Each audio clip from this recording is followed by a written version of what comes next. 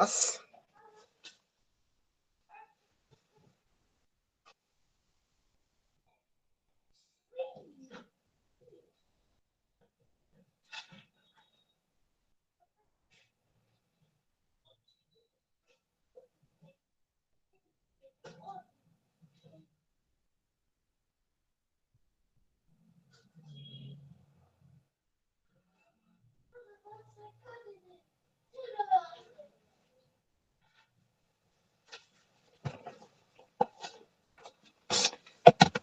So we have anatomy of flowering plants. हम secondary growth पढ़ रहे थे और हमने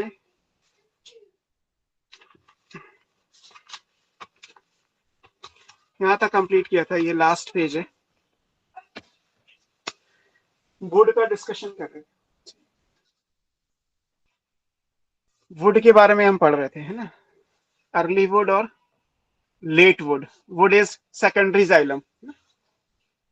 सेकेंडरी जाइलम के बारे में आपने पढ़ा हुआ था। अब सेकेंडरी जाइलम में ये पढ़ा था कि अगर टेम्परेट एरियाज के ट्रीज हैं तो टेम्परेट एरियाज के अंदर सीजन एक्चुअली क्या है, वेल डिफाइंड नहीं होते। 12th में भी इसके बारे में काफी कुछ दिया हुआ है। तो जब आप टेम्परेट एरिया में स्प्रिंग और ऑटम सीजन की बात करेंगे तो depending on the temperature availability या तो कैम्बियम ज्यादा डिवाइड करेगा या कम डिवाइड करेगा। तो अकॉर्डिंगली ज्यादा डिवाइड करेगा तो जाइलम भी ज्यादा बनेगा, वेसल्स भी ज्यादा बनेंगी, उनका नंबर भी ज्यादा होगा, उनकी कैविटी भी वाइड होंगी। एरिया के हिसाब से कैलकुलेट करेंगे तो लो डेंसिटी का आएगा और कलर लाइट। कंट्रास्ट में आपने ऑटम वुड पढ़ा था। कम वेसल्स बनेंगी, नैरो कैविटी होंगी, डार्क कलर की होंगी, हाई डेंसिटी की होंगी। और एक ऑटम और एक स्प्रिंग को मिला के आप एनुअल रिंग बोलते हैं, है ना। तो ये एनुअल रिंग वाला कॉन्सेप्ट भी इंपॉर्टेंट है। जिस ब्रांच में इसको स्टडी किया जाता है, कभी पूछ लिया जाए तो डेंड्रोक्रोनोलॉजी, मैंने आपको यहां तक करा दिया था। अब इसके आगे चलते हैं। वुड में ही हम अभी भी सेकेंडरी जाइलम की ही बात करेंगे, बट वुड में सर यस सर पिट्स के बारे में पूछना है, एक डीपीपी में क्वेश्चन था। हाँ बताओ, पिट्स के बारे में क्या पूछना है, बोलो। सर बॉर्डर्ड पिट क्या होते हैं?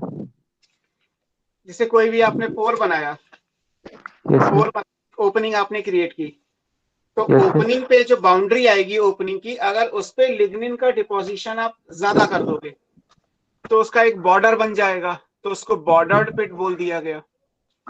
अच्छा, और सिंपल पिट में बॉर्डर नहीं होंगे, मतलब सिंपल पिट लिग्निन में का बॉर्डर नहीं डिपोजिशन? होता।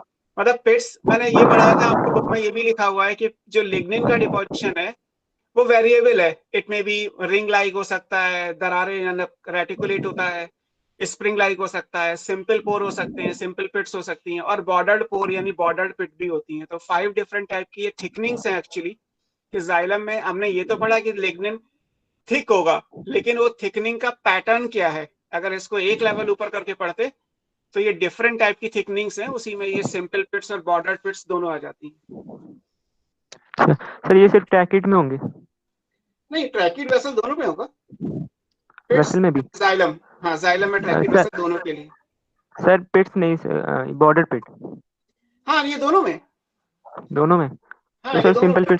सिंपल पिट्स हाँ, किसके लिए पढ़ेंगे फिर? बस फिर वो प्लांट टू प्लांट वेरिएबल होगा, जाइलम टू जाइलम वेरिएबल नहीं है।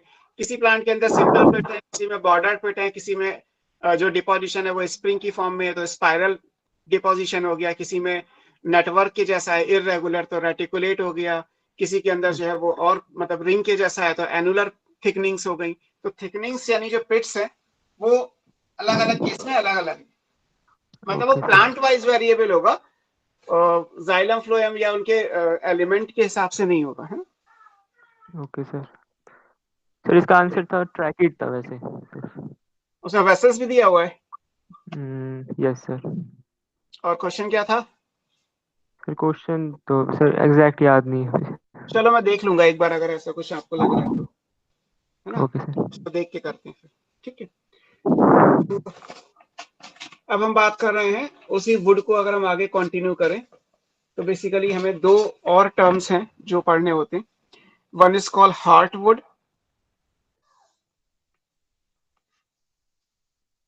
सेंटर में ये, है ना। इसको ड्यूरामेन कहते हैं। और एक सैप वुड है, ये एल्बर्नम कहलाती है, BURNUM,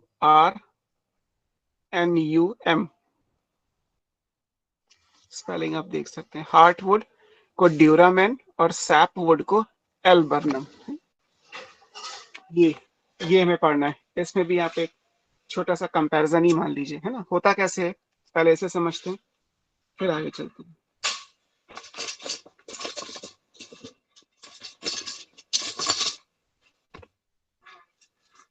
ठीक है, अब आप ऐसे समझिए कि मान लीजिए जैसे ट्री को कट करते हैं ना, तो ट्री को कट करने पे क्या दिखाई देता है हमें इस तरीके से। ये मान लीजिए वुड का पीस है, एक ट्री को आपने ट्रांसफर सेक्शन में कट करके देखा तो ऐसे, और इसमें आपको अलग अलग रिंग्स नजर आएंगी, है ना। अलग अलग आप बनाते ही हैं। ये रिंग्स हो गई तो एनुअल रिंग्स हो गई, जैसे अभी हमने पढ़ा पिछली क्लास के हिसाब से। इसमें ऑटम स्प्रिंग अलग अलग नजर आएंगी, लेकिन अभी हमारा वो कंसर्न नहीं है, तो मैं उनको अलग अलग नहीं कर रहा। बस ये है कि ये इस तरीके से होता क्या है कि इनमें जो सेंटर वाला है, अब मान लीजिए ये ट्री कम से कम 20 to 30 ईयर ओल्ड है, जिसमें कम से कम 20 से 25 साल की सेकेंडरी ग्रोथ हो चुकी है। ऐसे किसी ट्री को आप जब कट करके देखोगे, तो उसमें सेंटर में जो जाइलम आएगा ये वाला डार्क कलर का है। ये कैसा है, ये डार्क कलर का है, हार्ट वुड बोलते हैं इसे। सेंटर में है तो हार्ट नाम दे दिया गया है ना।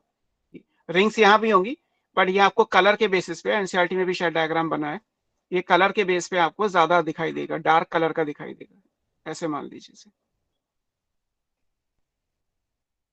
और बाहर वाला आपको लाइट कलर का नजर आएगा।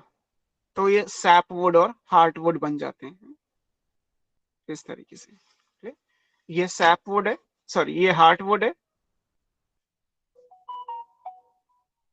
और ये सैप वुड है, जैसा आपने ऊपर लिखा हुआ है।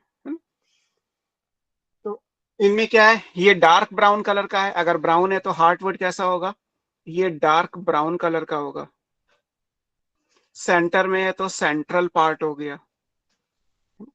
ये लाइट ब्राउन है और बाहर है तो पेरिफेरल हो गया। ये लाइट कलर है और पेरिफेरी पे है तो पेरिफेरल हो गया। चेंजेस कलर के हिसाब से आ गए। अब इसमें कलर ज्यादा क्यों आ रहा है, क्योंकि यहाँ लिग्निन का डिपोजिशन इसके कंपैरिजन में ज्यादा है, तो ये हाईली लिग्निफाइड है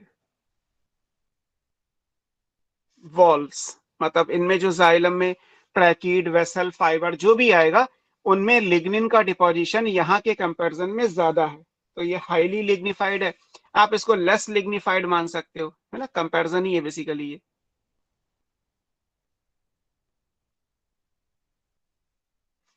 यहाँ लिग्निन कम है, यहाँ लिग्निन ज्यादा है।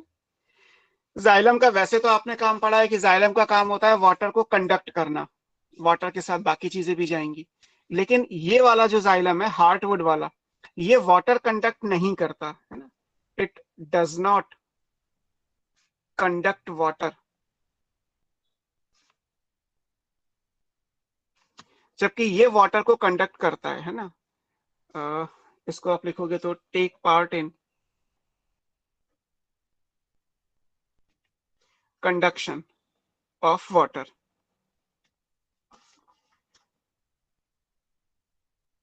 तो ये भी एक डिफरेंस हो गया, है ना।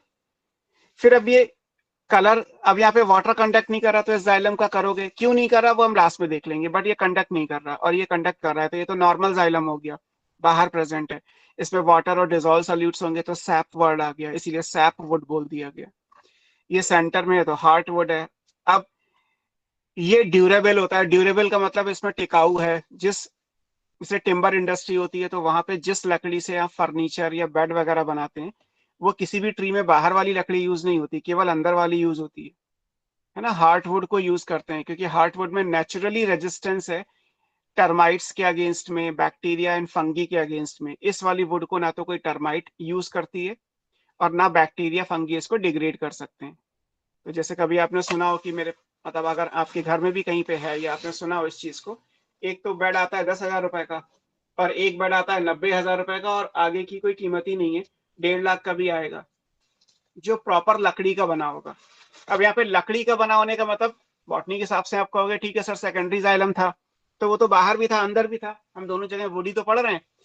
तो सेकेंडरी जाइलम में भी जो अंदर वाला सेकेंडरी जाइलम है इसका बना होता है, या लोकल लैंग्वेज में कहते हैं कि जैसे कोई भी शीशम का ट्री है, शीशम आप जानते हो शीशम की लकड़ी बहुत कॉमन है, तो आप कीर्ति नगर साइड में जाइए दिल्ली में तो टिम्बर इंडस्ट्री है, तो वहां कहते हैं कि ये कच्चे शीशम का है और ये पके हुए शीशम का है।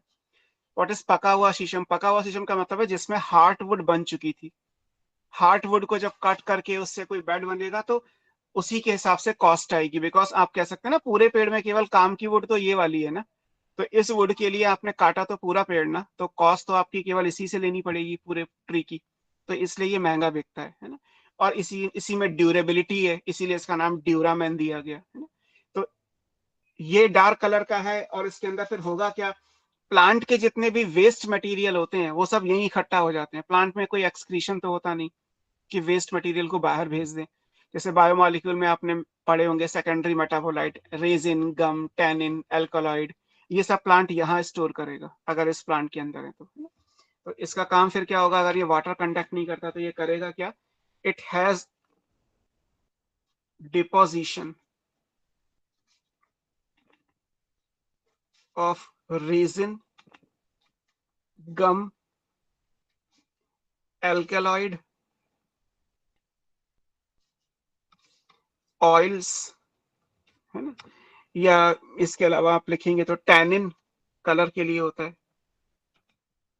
एटसेट्रा। इन सब चीजों का डिपोजिशन होता है इसमें, है ना। इसमें तो कुछ डिपोजिशन नहीं होता बिकॉज ये तो खाली है, इसका काम तो मेन कंडक्शन करना है ही, तो कंडक्ट करेगा, है ना।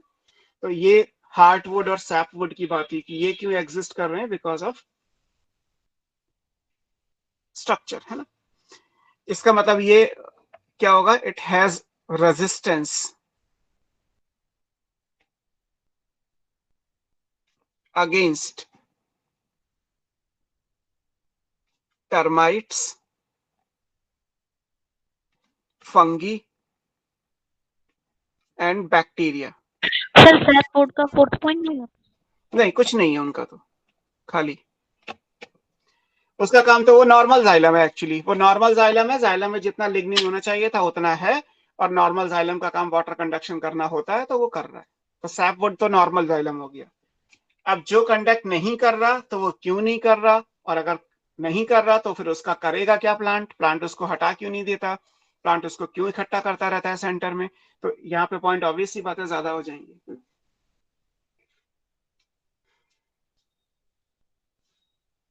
ठीक है, तो ये रेजिस्टेंस होगा, इसीलिए ये ड्यूरेबल वुड कहलाती है ना, ड्यूरेबल मतलब जो टिकाऊ है वो। अब ये क्यों कंडक्ट नहीं करता ये पूछा है, इतना तो एनसीईआरटी में दिया हुआ है तो आपके काम का हो गया। क्यों कंडक्ट नहीं करता वो यहां लिख देता हूं, है ना। यहां देख लीजिए, heartwood does not conduct water. ये वाटर कंडक्ट नहीं करता, क्यों, because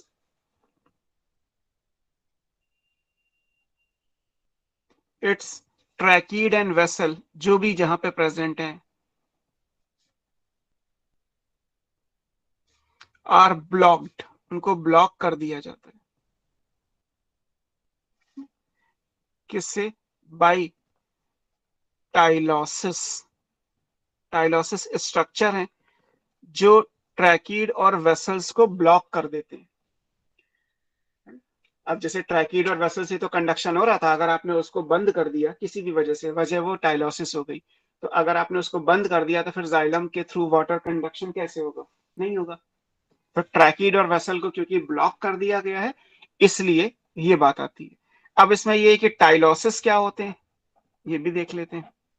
these are balloon like structure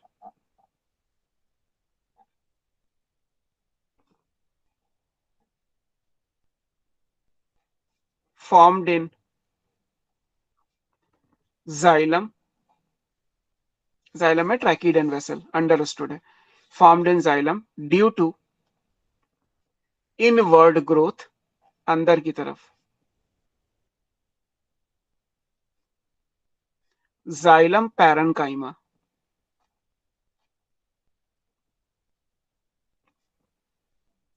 due to inward growth of xylem parenchyma.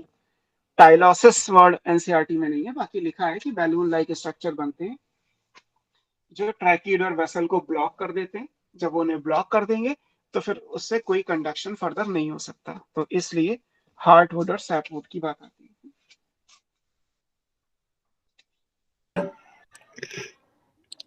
Sir hmm sir ये हार्टवुड सैपवुड से मॉडिफाई हो गया है? हाँ, वो तो शुरू में तो जैसे अब मान लीजिए जैसे हमने पहले डायग्राम बनाया था ना ये वाला, लाइक एक मिनट, ये पिछली क्लास में जैसे ये 4 ईयर का बना है जाइलम, इसमें अब 4 साल की जगह 40 साल हो जाए तो ऐसे आप 40 रिंग्स बनाओगे ना, इसी के अंदर ही अंदर 40 बनाओगे। अब 40 में क्या होगा, जो स्टार्टिंग के मान लीजिए 20 रिंग्स या 25 रिंग्स जो है वो सेंटर मोस्ट होंगे और रिमेनिंग 15 या 20 रिंग्स जो बचे वो बाहर की तरफ होंगे। तो पूरे जाइलम में जो अंदर वाला जाइलम है वो हार्टवुड है, जो बाहर वाला जाइलम है वो सैपवुड है। ठीक है, जब 4 साल था तब तो सारा ही कंडक्शन हो रहा था। जब वो 4 की जगह 40 साल हो गए तो अब 40 साल तक जाइलम कंडक्शन नहीं करता, तो जो अंदर वाले जाइलम है वो ब्लॉक हो जाते हैं। ब्लॉक हो जाएंगे तो कंडक्शन नहीं होगा। अब जब ब्लॉक हो जाएंगे, कंडक्शन नहीं होगा, तो प्लांट उस जगह का करेगा क्या, क्योंकि ट्रैकिड वेसल फाइबर सब में तो जगह खाली होती है, तो उसमें वो इन मटेरियल को भर देता है जो आपने ऊपर लिखे। इन मटेरियल की वजह से इंसेक्ट या टर्माइट्स जो होती हैं या बैक्टीरिया फंगी हैं वो इस लकड़ी को डिग्रेड नहीं करते। जैसे कहते हैं ना शीशम की लकड़ी का अगर बेड बना हुआ है तो उसमें दीमक नहीं लगती, तो क्यों नहीं लगती? बिकॉज उसमें जो शीशम की लकड़ी है, जो उसमें जाइलम है, वो पेरिफेरल वाला नहीं है, वो सेंट्रल वाला जाइलम है। तो सेंट्रल जाइलम को यूज करके जब बनेगी तो फिर उसमें नेचुरल रेजिस्टेंस है। एक तरीका तो प्लाईबोर्ड होता है कि प्लाईबोर्ड में क्या करते हैं, प्लाईबोर्ड के अंदर जब वुड का पाउडर यूज करते हैं तो उसी में वो केमिकल मिला देते हैं, इंसेक्टिसाइड, बैक्टीरियासाइड, फंगीसाइड, और प्लाईवुड बना दी गई, केमिकल लगा के वो रेजिस्टेंस दिया गया कि बैक्टीरिया, फंगी, टर्माइट्स खा ही नहीं पाएंगे इसे, नहीं तो मर जाएंगे। नेचर ने क्या किया है, नेचर ने हार्टवुड बना रखा है जिसके अंदर नेचुरल रेजिस्टेंस है।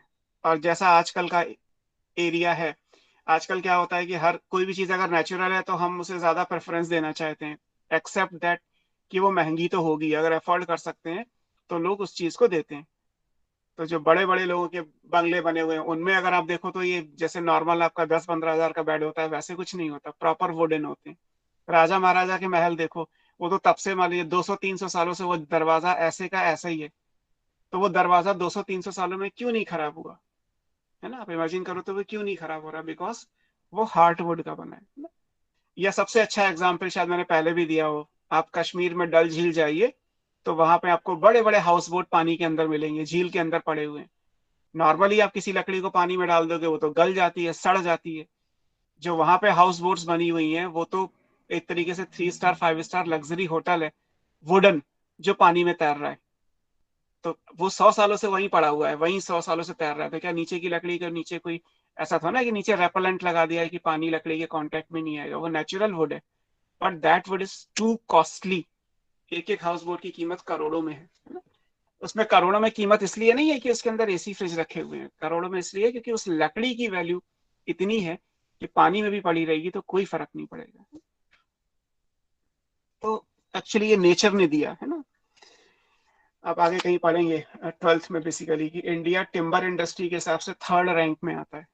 मतलब हमारे पास वुडन मटेरियल बहुत सारा है, हम डिफरेंट कंट्रीज को वुड सप्लाई करते हैं, तो जो वुड की डिमांड बाहर के देशों में है वो ऑब्वियस है ये वाली वुड, वहां पैसे की तो कोई बात ही नहीं है, तो वो हार्ट वुड को यूज करते हैं। हालांकि सैप वुड भी यूज होता है, ऐसा नहीं कि सैप वुड से हम कुछ नहीं करते, सैप वुड में केमिकल लगा के यूज कर लीजिए, हार्ट वुड में नेचुरली नेचर ने पावर दे रखी है, इतना डिफरेंस है। सर So ये it's all about, secondary xylem ही है तो फिर इसमें अंदर पिथ भी होगा ना बीच में? वो तो खत्म हो चुका बिकॉज 40 साल क्या 4 साल में भी पिथ दिखाई दे इस बात के चांसेस ना के बराबर। मैंने बोला तो था कि जैसे जैसे दिन बढ़ते जाएंगे, जैसे जैसे टाइम बढ़ता जाएगा, जो प्राइमरी स्ट्रक्चर है that is primary xylem and pith, वो खत्म हो चुका होगा, वो नहीं दिखाई देगा यस, अब आपको। Okay sir. मतलब एक से भी एक एग्जाम्पल है, क्योंकि ये ट्री टू ट्री वेरिएबल है कि अगर हमने 4 साल में बनाया तो मैंने बना दिया, आपको प्राइमरी जाइलम भी दिखाया, पिथ भी दिखाया, बट मे बी कि 10-15 सालों के बाद वो पिथ और प्राइमरी जाइलम गायब हो जाएगा। गायब होने का मतलब वो बिल्कुल क्रश हो चुका होगा उसकी, कि उसकी जगह नया जाइलम हर साल आ रहा है। तो आपको बेसिकली सेकेंडरी ओके जाइलम ही दिखाई देगा। ओके, तो ये सर, हमारा कैम्बियम हाँ की लेयर तो वैसे इस पूरी वुड के ऊपर होगी ना?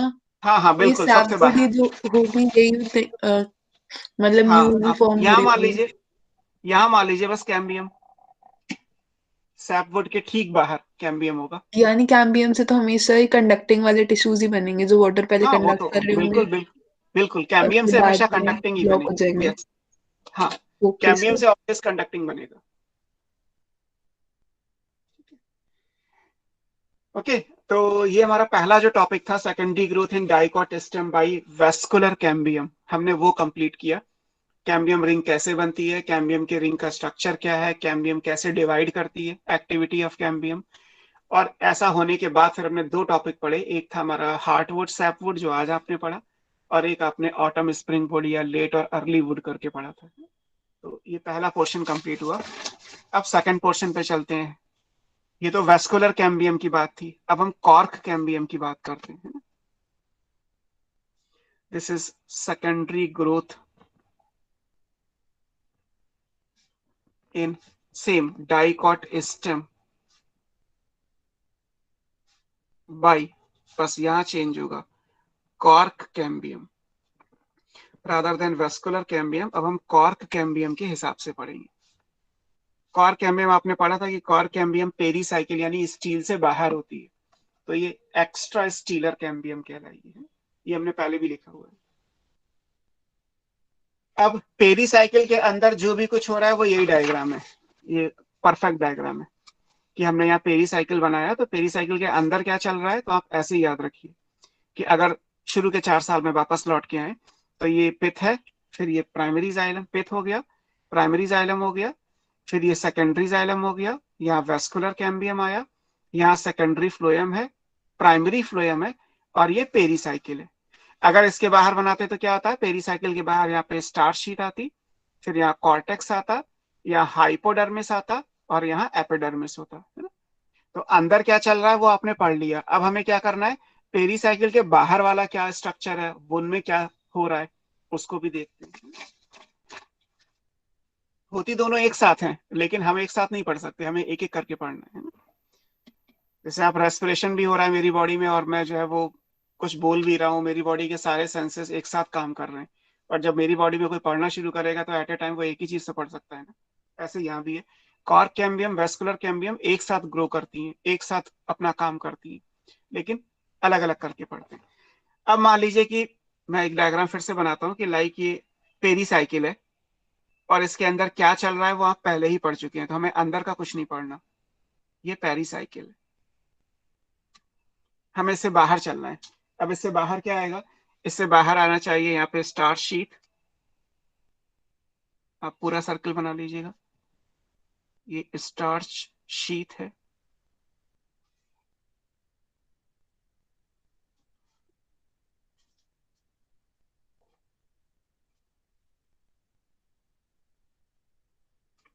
फिर इसके बाहर यहाँ पे क्या आएगा, ये पूरा कॉर्टेक्स आएगा,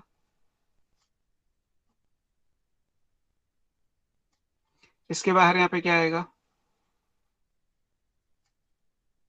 ये हाइपोडर्मिस, और सबसे बाहर क्या आएगा, एपिडर्मिस, जैसा ऑलरेडी आपने पीछे की क्लासेस में पढ़ा होगा। अब ये कॉर्क कैम्बियम कहाँ बनती है और कैसे बनती है। कॉर्क कैम्बियम छोटा सा ही है, जल्दी हो जाएगा, ये मेरे ख्याल से 15-20 मिनट में तो चैप्टर ही खत्म हो जाएगा।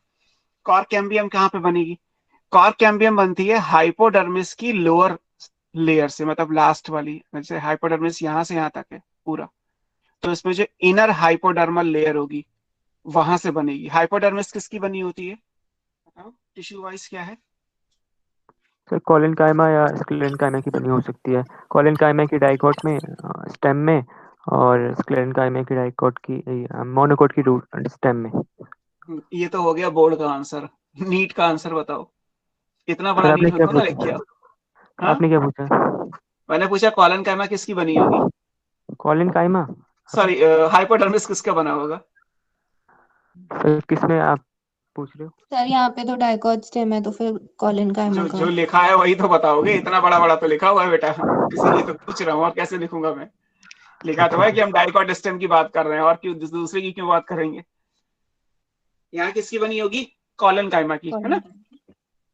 कॉलन काइमा लिविंग है, अगर लिविंग टिश्यू है तो वो मेरिस्टेमेटिक में चेंज हो सकता है बाय डी डिफरेंशिएशन, जैसे कभी स्टार्टिंग में पढ़ा था फर्स्ट क्लास में कि हम किसी भी प्राइमरी परमानेंट टिश्यू को डी डिफरेंशिएट करके चेंज कर सकते थे। हमने वेस्कुलर कैम्बियम के टाइम पे मेडुलरी रे का पैरेन्काइमा यूज किया, क्योंकि वो हमें जरूरत थी, वहां पे वही अवेलेबिलिटी थी। यहाँ पे हाइपोडर्मिस किससे अगर बननी है तो हाइपोडर्मिस कॉलन काइमा की है। इवन अगर आपको याद है तो कॉलन काइमा के फंक्शन में भी आपने लिखा है ओरिजिन ऑफ वेस्कुलर कैम्बियम, चाहे तो देख सकते हैं अपने नोट्स में, जहाँ कॉलन काइमा टिश्यू पढ़ाया था वहां फंक्शन में आपने लिखा होगा डेवलपमेंट या फॉर्मेशन ऑफ कॉर्क कैम्बियम, ऐसा करके कुछ लिखा होगा।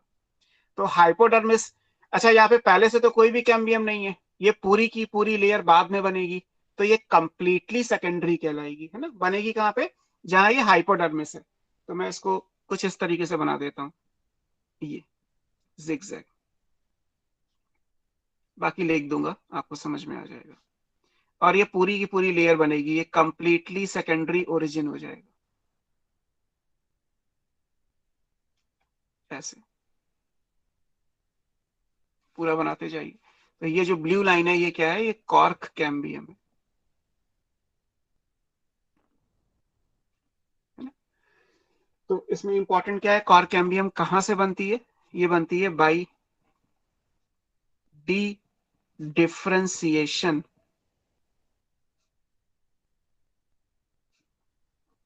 Of lower hypodermis,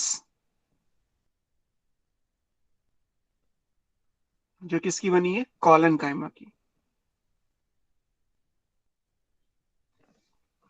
lower hypodermis, है ना, इन कॉर्टिकल रीजन, क्योंकि नीचे जो आएगा वो कॉर्टेक्स आएगा, cork cambium is formed.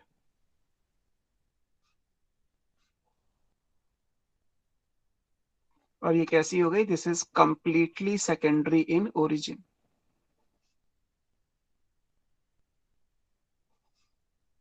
Cork cambium पूरी तरीके से सेकेंडरी ओरिजिन की है, ठीक है। अब जैसे ये लेयर मैंने बनाई है कॉर्क कैम्बियम, तो मैं इसको सीधा सीधा बना देता हूं, ये कॉर्क कैम्बियम है।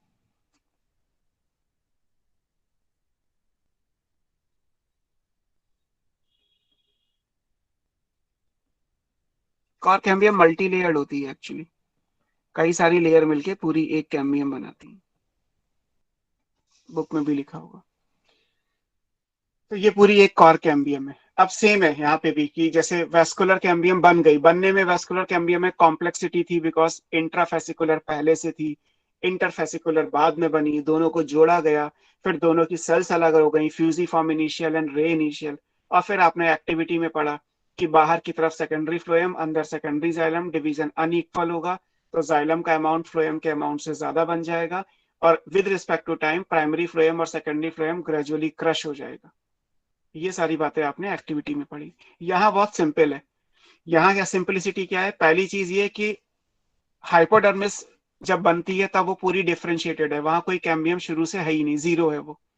सीधे सीधे हाइपोडर्मिस का जो कॉलन काइमा है वो एक टाइम के बाद डी डिफरेंशिएट कर गया, और वहां से एक पूरी की पूरी रिंग बन गई, मल्टी लेयर्ड स्ट्रक्चर बन के तैयार हो गया, जिसको हमने नाम दे दिया कॉर्क कैम्बियम, ठीक है। कैसे बना, बाय द डी differentiation of lower hypodermis, hypodermis collenchyma की होती है, तो कॉलन काइमा से आपने कॉर्क कैम्बियम बना दिया।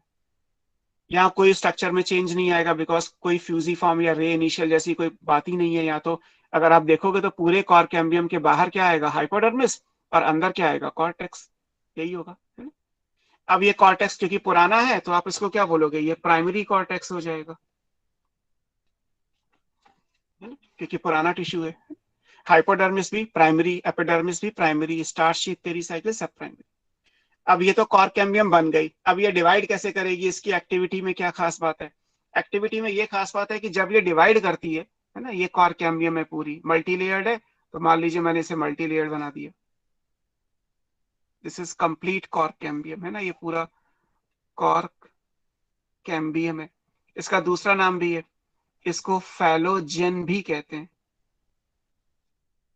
क्या कहते हैं? फैलोजेन। कॉर्क कैम्बियम को फैलोजेन भी कहा जाता है। ठीक। अब जब ये डिवाइड करेगी तो डिवाइड करने के बाद ये बाहर क्या बनाएगी? बाहर जो बनाती है वो डेड टिश्यू बनाती है ना। यहाँ पे बाहर लेयर्स बन जाएंगी बहुत सारी। वही सेम डिवीजन है, एक साल में एक बाहर एक अंदर, एक बाहर एक अंदर, लाइक दिस। जैसे यहाँ सेकेंडरी फ्लोएम सेकेंडरी जाइलम होता अगर ये वेस्कुलर कैम्बियम होती, ऐसे यहाँ पे इनके नाम क्या है? नाम अलग अलग है। तो बाहर अलग स्ट्रक्चर बनेगा, अंदर अलग स्ट्रक्चर बनेगा।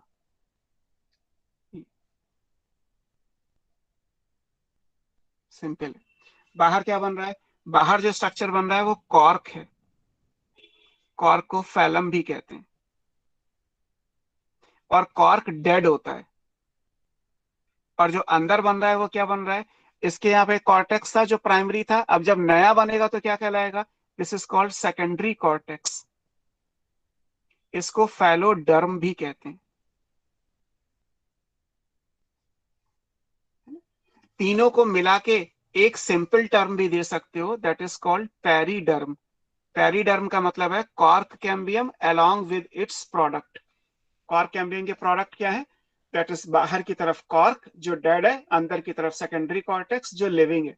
ये भी एक क्वेश्चन होगा, नीट में ऑलरेडी आया हुआ है कि ऐसी कौन सी कैम्बियम है जो बाहर डेड टिश्यू बनाती है और अंदर लिविंग टिश्यू बनाती है? तो उसका आंसर क्या आएगा? Cork cambium. Because vascular cambium बाहर बना रही थी सेकेंडरी फ्लोएम, वो लिविंग होता है, और अंदर बना रही थी सेकेंडरी जाइलम, उसमें पैरेन्काइमा तो लिविंग होता ही है ना? तो वहां दोनों तरफ लिविंग टिश्यू बन रहे हैं। लेकिन यहाँ पे क्या है? एक पूरा डेड है और एक पूरा लिविंग है। कॉर्टेक्स किसका होता है? पैरेन्काइमा का, तो पैरेन्काइमा लिविंग हो गया। कॉर्क डेड सेल्स होती हैं, तो ये डेड मैंने लिख ही दिया है ना। तीनों को मिला के मतलब सेकेंडरी कॉर्टेक्स, कॉर्क कैम्बियम और कॉर्क, या फैलोडर्म, फैलोजेन और फैलम, तीनों को मिला के एक टर्म में लिखोगे तो वो पेरीडर्म कहलाता है। ये वाला डायग्राम फिर से एक्सप्लेन कर दो प्लीज। बेटा बस ये गोलाई में लाइन बनी थी, मैंने ये सीधी बना दी। पहली चीज, जैसे ये ब्लू बनी है वैसे ही ब्लू बना रखा है इसीलिए। ये हो गई कॉर्क कैम्बियम, क्योंकि ये मल्टी लेयर्ड होती है तो मैंने ऑलरेडी कई सारी लेयर बना दी। डिवीजन आपको वही सब कुछ वैसा ही है वेस्कुलर कैम्बियम के जैसा, इसलिए यहाँ पे कोई ज्यादा टाइम का सोचना नहीं है। ये सब कट करके एक बार बाहर एक बार अंदर, एक बार बाहर एक बार अंदर, जैसे आपने पढ़ा था वैसे ही सब कुछ बनेगा। बट इंपॉर्टेंट क्या है?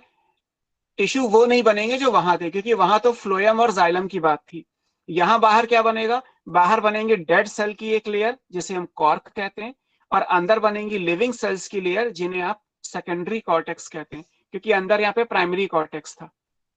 और जहाँ पे ये हाइपोडर्मिस थी, फिर ये अभी आप इसके आगे भी पढ़ोगे कि जैसे जैसे ये चौड़ाई में खिंचेगी ये सारी सेल्स टूट टूट के अलग होती जाएंगी, केवल ये कॉर्क कैम्बियम बचेगी।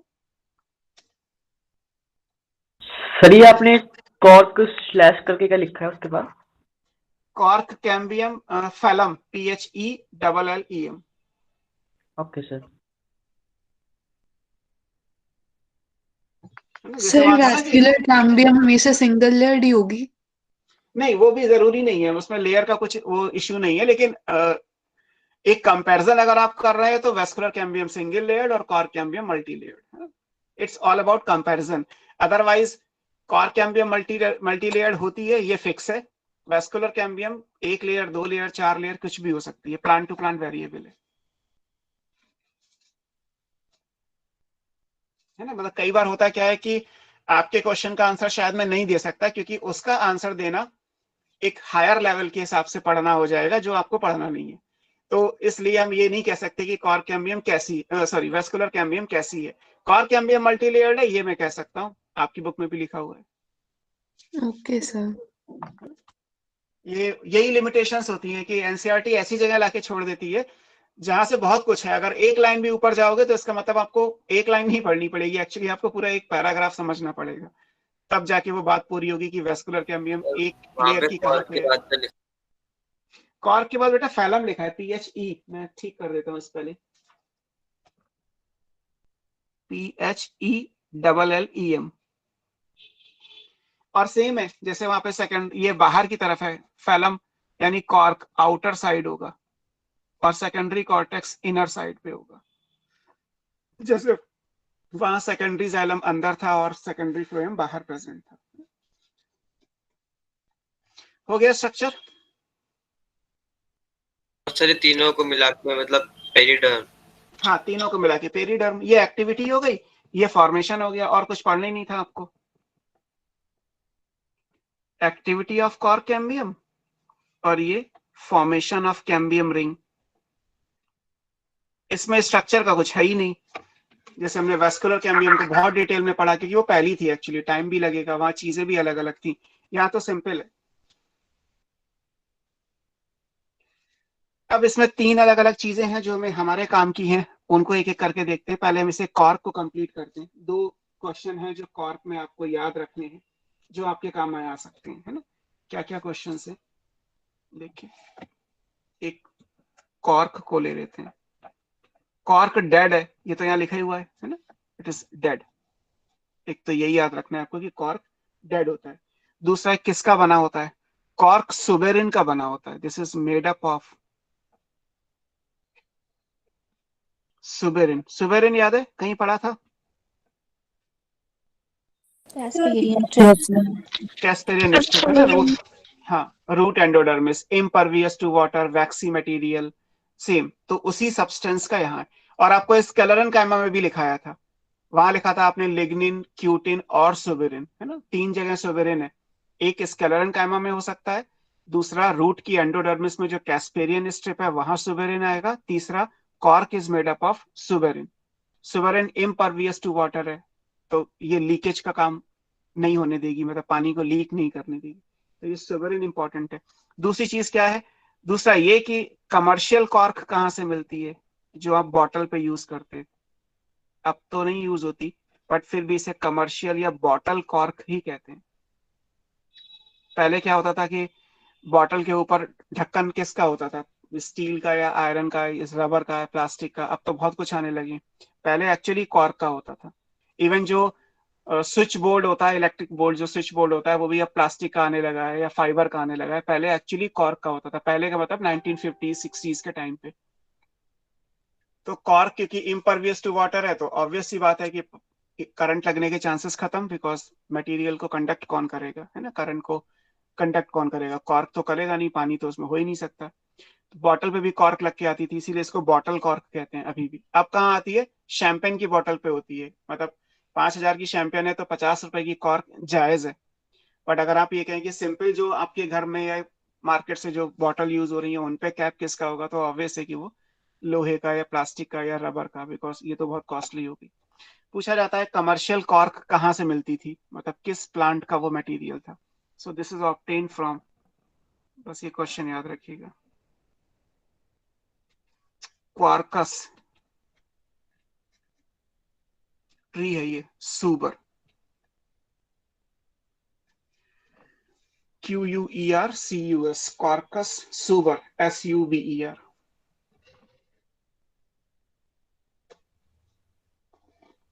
ठीक है। तो एक तो ये कॉर्क से रिलेटेड 2 चीजें। कॉर्क डेड है, कॉर्क कैम्बियम से बनेगा, बाहर की तरफ आउटर साइड पे बनेगा, सुबेरिन का बना होता है जो इम्परवियस टू वाटर है। और बॉटल या कमर्शियल कॉर्क कहाँ से मिलती है? Obtain from the tree Quercus suber. बस ये 5-6 टर्म्स जो भी कॉर्क से रिलेटेड है वो याद रखिए। ठीक। अब आगे चलते हैं। नेक्स्ट 2 वर्ड और यूज करने हैं हमें इसी में। अब यहां से इमेजिन करिए फिर से कि मान लीजिए ये सेंटर है, पिथ होती है यहाँ पे, यहाँ कहीं वेस्कुलर कैम्बियम भी होती, बीच में होगी ना। इसके अंदर सारा जाइलम है, बाहर सेकेंडरी फ्लोएम है ना। ऐसे तो आएगा कुछ स्ट्रक्चर बना के। तो अंदर से वेस्कुलर कैम्बियम भी डिवाइड करके नई नई लेयर बना रही है, और यहाँ पे कॉर्क कैम्बियम भी डिवाइड करके नई नई लेयर बना रही है। तो जब अंदर से प्रेशर बढ़े लगेगा, तो एपिडर्मिस एक लिमिट तक तो ही खींच सकते हो ना, एपिडर्मिस डिवाइड तो करती नहीं कभी। तो एपिडर्मिस खींचेगी शुरू में, आगे जाके ये टूट जाएगी। हाइपोडर्मिस भी डिवाइड नहीं करती, खींचेगी और टूट जाएगी। तो due to inward pressure by the growth of cambium, vascular as well as cork cambium, the epidermis and hypodermis get ruptured, ये टूट जाती हैं। तो सर प्लांट रिपीट के ऊपर जगह जगह क्रैक्स पड़ जाएंगे, दरारें पड़ जाएंगी बाहर वाली लेयर पे, है ना। उन दरारों को लेंटिसेल्स बोला जाता है। आपकी सर बुक में एक एक बार डायग्राम है, एक मिनट रुको बेटा। लेंटिसेल में क्या समझाऊं आपको मैं? देखो चलो मैं बना ही देता हूँ, हटा दूं शीट। क्या समझना है आपको? लेंटिसेल है ना, जैसे ये कॉर्क कैम्बियम है, लिख लेता हूं कि ये कॉर्क कैम्बियम है, इसके बाहर अंदर की लेयर इमेजिन कर लीजिएगा, ठीक है। ये मानता हूं कि ये पेरीसाइकिल है, तो पेरीसाइकिल बीच बीच में लेयर मिसिंग है, लेकिन आप अपने हिसाब से पूरा डायग्राम भी चाहो तो समझ सकते हो, है ना। अंदर मान लीजिए यहाँ वैस्कुलर कैम्बियम होगी,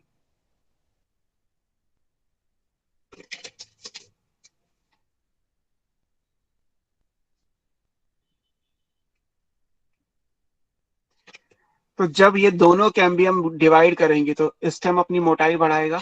जब वो मोटाई बढ़ाएगा तो जगह जगह पे एपिडर्मिस जो है वो रप्चर हो जाएगी, टूट जाएगी। एपिडर्मिस, हाइपोडर्मिस सब टूट जाएंगे और ये क्रैक्स पड़ जाएंगे, ये दरारें पड़ जाएंगी, ये ओपनिंग्स क्रिएट हो जाएंगी। ये इन ओपनिंग्स को लेंटिसेल कहा जाता है। ये लेंस के जैसी है, लेंस शेप्ड ओपनिंग्स हैं।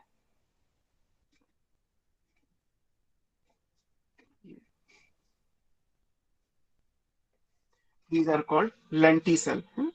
आपकी बुक में केवल इतना डायग्राम बना हुआ है, इसको कट करके देखो। तो ये लेंटिसेल्स कहला रही हैं, मतलब अंदर से बस केवल लेयर बढ़ रही है, तो अंदर प्रेशर कितना लगाओगे? प्रेशर लगाने के बाद बाहर वाली लेयर तो खिंच जाएगी, तो टूट जाएगी। तो एपिडर्मिस और हाइपोडर्मिस जहां जहां पे टूट गई, वहां वहां पे एक नेचुरल ओपनिंग क्रिएट हो गई। पहले नहीं थी, शुरू के 3-4 साल में नहीं थी। 40-50 साल के बाद स्टेम को देखोगे तो उसके अंदर ये आपको ओपनिंग्स नजर आएंगी, ये क्रैक्स या दरारें या ओपनिंग्स नजर आएंगी, क्योंकि ये लेंस की जैसी हैं, इसलिए इनको लेंटिसेल कहा जाता है ना। तो लेंटिसेल आपको याद रखना है, एक टॉपिक आपकी बुक में दिया है, एक छोटा सा वर्ड है कि लेंटिसेल्स क्या होता है। लेंटिसेल गैस हो गया तो मुझे बीच में आ रहा है। क्या आ रहा है बीच में? जी गैप आ रहा है दो इसके बीच में। ये यस सर। तो यहाँ पे हाइपोडर्मिस होगी, बना तो लो अपने आप डायग्राम। हर चीज बना के दूंगा तो आप पढ़ोगे कैसे? एंड आई प्रॉमिस कि अगर मैं हर चीज भी बना के दे दूंगा और फिर भी आपसे पूछूंगा, तब भी आपका यही क्वेश्चन रहेगा कि सर ये कैसे होगा। तो इसका मतलब आप अपना दिमाग भी तो लगाइए। अभी आपसे अगर क्वेश्चंस करने लगे तो क्वेश्चन का आंसर भी तो आपको ही देना पड़ेगा ना। दोगे नहीं दोगे बेटा? ये Yes, एपिडर्मिस sir. थी,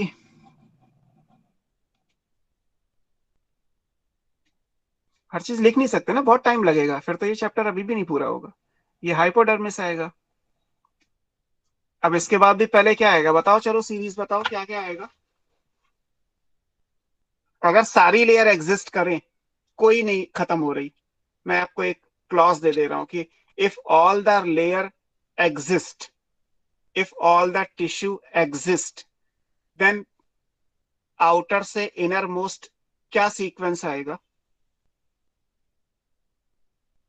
सर पहले एपिडर्मिस फिर ठीक है, हाइपोडर्मिस। हाँ धीरे धीरे सोच सोच के, गलत मत करिएगा, बहुत आराम से एनाटॉमी पढ़ी है आपने। बोलो आगे। उसके बाद सर कॉर्क कैम्बियम। बोलो तो गलत हो गया। सर क्या? कॉर्क कैम्बियम से ऊपर कॉर्क भी तो आएगा, अभी अच्छा तो हाँ पढ़ा। फिर से दिखाऊं? नहीं सर समझ में आ गया।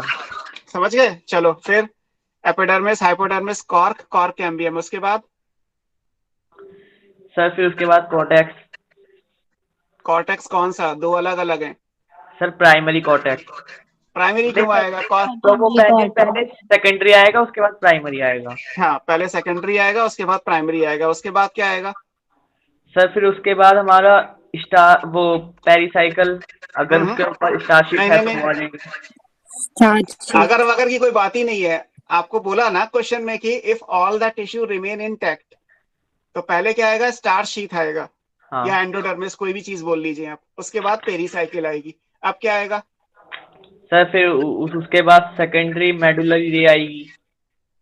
चलो बंडल के अंदर बताओ, वो तो मेडुलरी तो पूरी एक ही होती है। चलो अच्छा अच्छा, उसके बंडल बाद के अंदर क्या है? प्राइमरी हाँ प्राइमरी फ्लोएम आएगा, उसके बाद ठीक है, सेकेंडरी, उसके बाद सर वेस्कुलर कैम्बियम, ठीक उसके है, बाद सर सेकेंडरी जाइलम, उसके बाद सर ठीक है, प्राइमरी जाइलम, उसके बाद सर पिथ। ठीक है ना? सबने सुन लिया? एक ने बताया, शिवम ने, और सबने सुना होगा। यस अब मान सर। लीजिए अगर मैं सारी लेयर यहाँ बनाऊंगा तो कितना बड़ा पेज मुझे चाहिए होगा।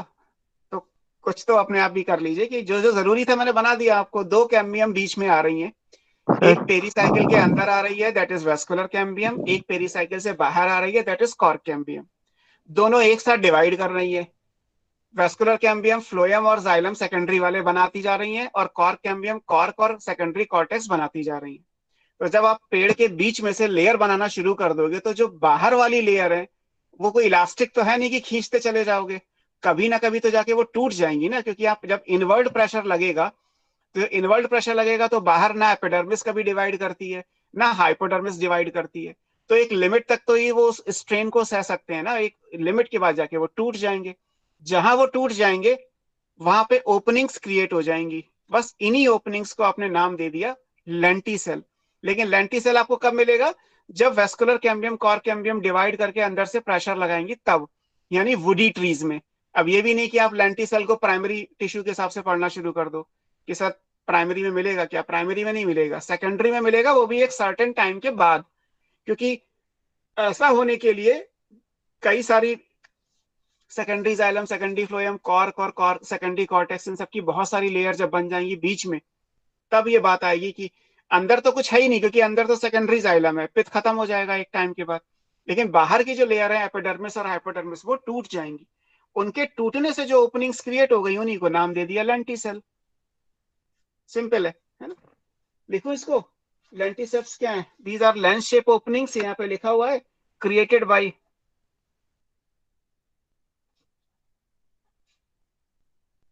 द इनवर्ड प्रेशर, अंदर से जो प्रेशर लग रहा है,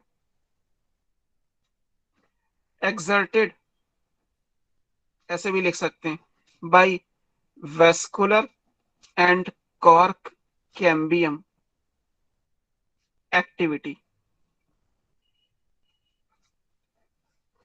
अंदर से जो प्रेशर लग रहा है, जो वेस्कुलर कैम्बियम और कॉर्क कैम्बियम के अंदर एक्टिविटी हो रही है, उसकी वजह से प्रेशर लगने से क्या होगा कि जो आउटर लेयर है, आउटर लेयर्स का मतलब एपिडर्मिस और hypodermis, get ruptured, creating a lens shape opening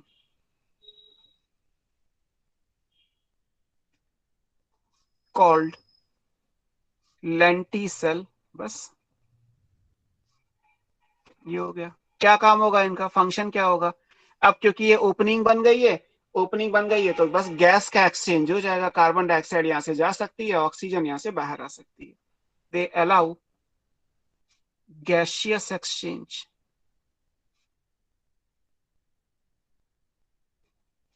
and helps in transpiration. Water loss भी यहां से हो सकता है।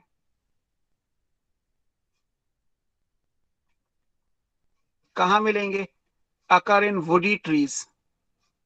वुडी मतलब जिसमें सेकेंडरी जाइलम यानी सेकेंडरी ग्रोथ होती है।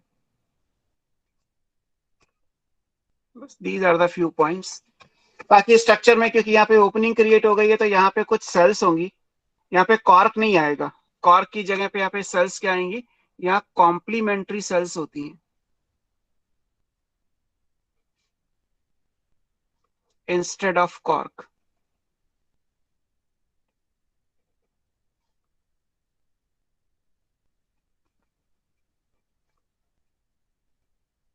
यहाँ कॉर्क नहीं आएगा, कॉर्क कैम्बियम से बाहर कॉर्क बनता है ना, तो यहाँ तो कॉर्क आएगा जहाँ ओपनिंग नहीं है।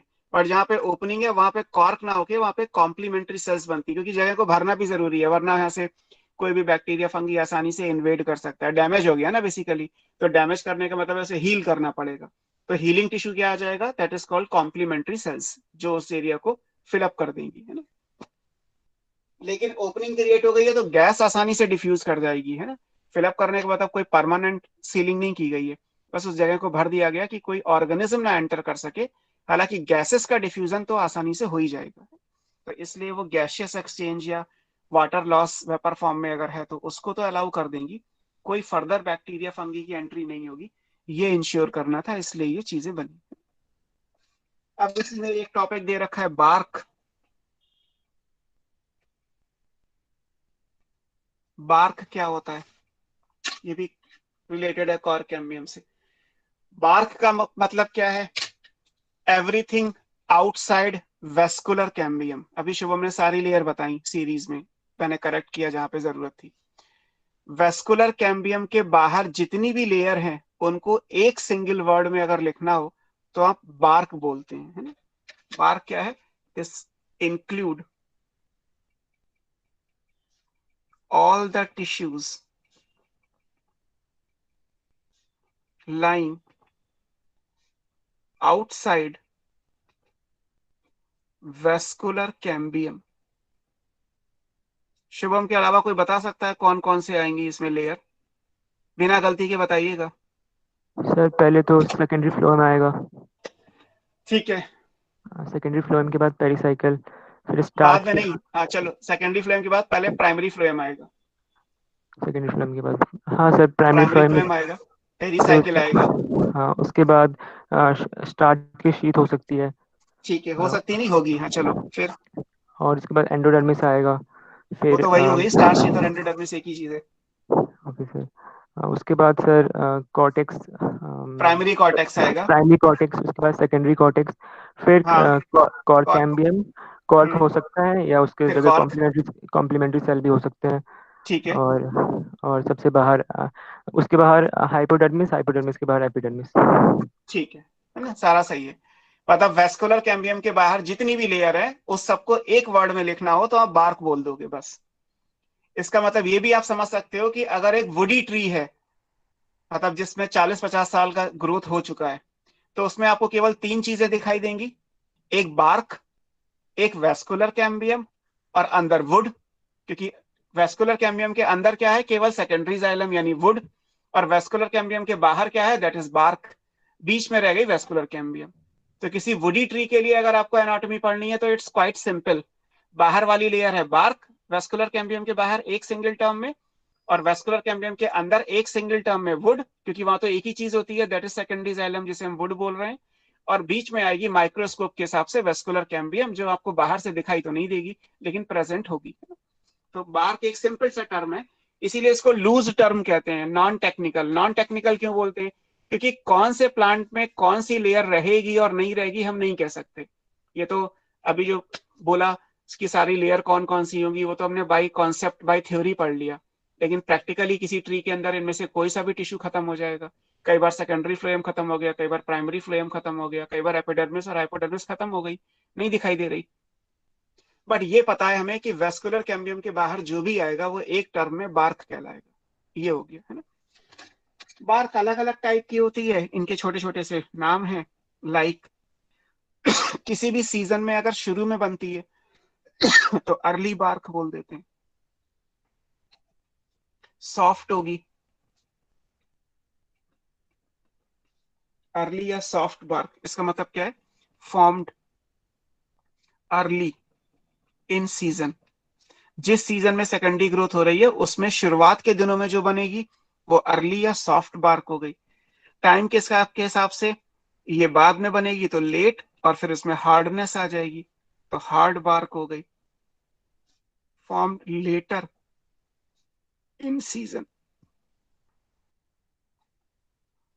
फिर कई बार ऐसा भी होता है कि बार्क अपने आप टूट टूट के गिरती रहती है, कुछ नहीं करना होता, ट्री अपने आप बार्क को हटा देता है, उसे कहते हैं स्केली बार्क। स्केली बार्क का मतलब है विच कॉन्टिन्यूअसली स्लॉग्ड ऑफ, स्लॉग्ड ऑफ का मतलब है अपने आप टूट के गिरना, रिमूव। एग्जाम्पल अब यहां याद रखिएगा, गुआवा या यूकेलिप्टस। गुआवा ट्री देखा है,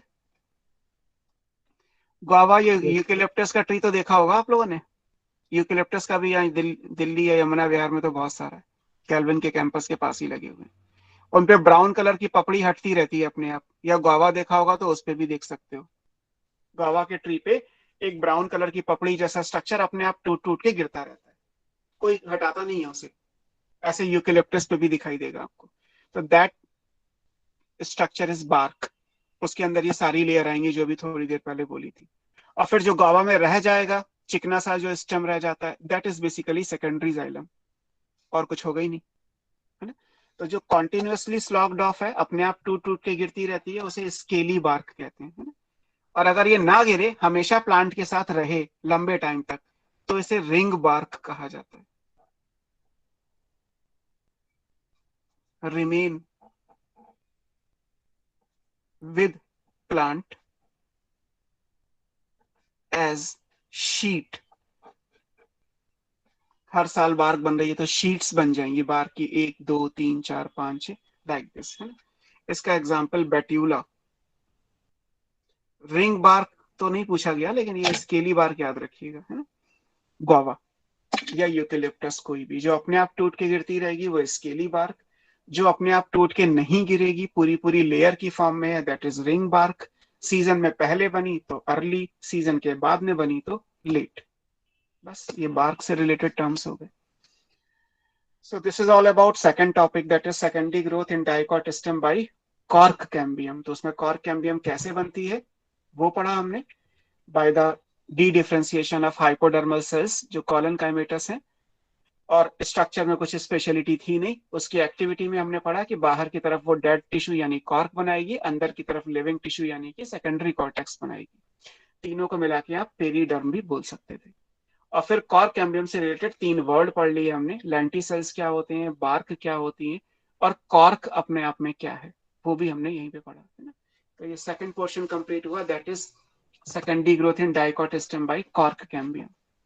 तो डाइकोट स्टेम पूरा हो गया, वेस्कुलर कैम्बियम भी, कॉर्क कैम्बियम भी। अब हम रूट पे चलते हैं। सर हाँ बोलो बेटा। सर हाइपोडर्मिस और कॉर्क कैम्बियम दोनों एक साथ हो सकते हैं, क्योंकि कॉर्क कैम्बियम तो हाइपोडर्मिस के डिफरेंशिएशन से बनेगा, तो एक साथ कैसे होंगे? एक लेयर होगी ना, लोअर आपने लिखा है, हाइपोडर्मिस मल्टी लेयर्ड होती है, तो हाइपोडर्मिस में जो नीचे वाली लेयर है केवल वो डी डिफरेंशिएट करेगी। अच्छा सर, ओके सर। सर और सर वुड का डायमीटर बार्क से ज्यादा होगा ना? किसका डायमीटर? वुड का। वुड का डायमीटर किससे ज्यादा होगा? बार्क के एरिया से, मतलब हाँ बिल्कुल, width क्योंकि बाहर आ रही है तो मैथमेटिकली तो ज्यादा ही होगा, मैथमेटिकली ज्यादा होगा, बिकॉज बाहर की रिंग है तो फिर बड़ा डायमीटर होगा, भले वो माइक्रोमीटर में ही क्यों ना हो, बट बड़ा तो होगा।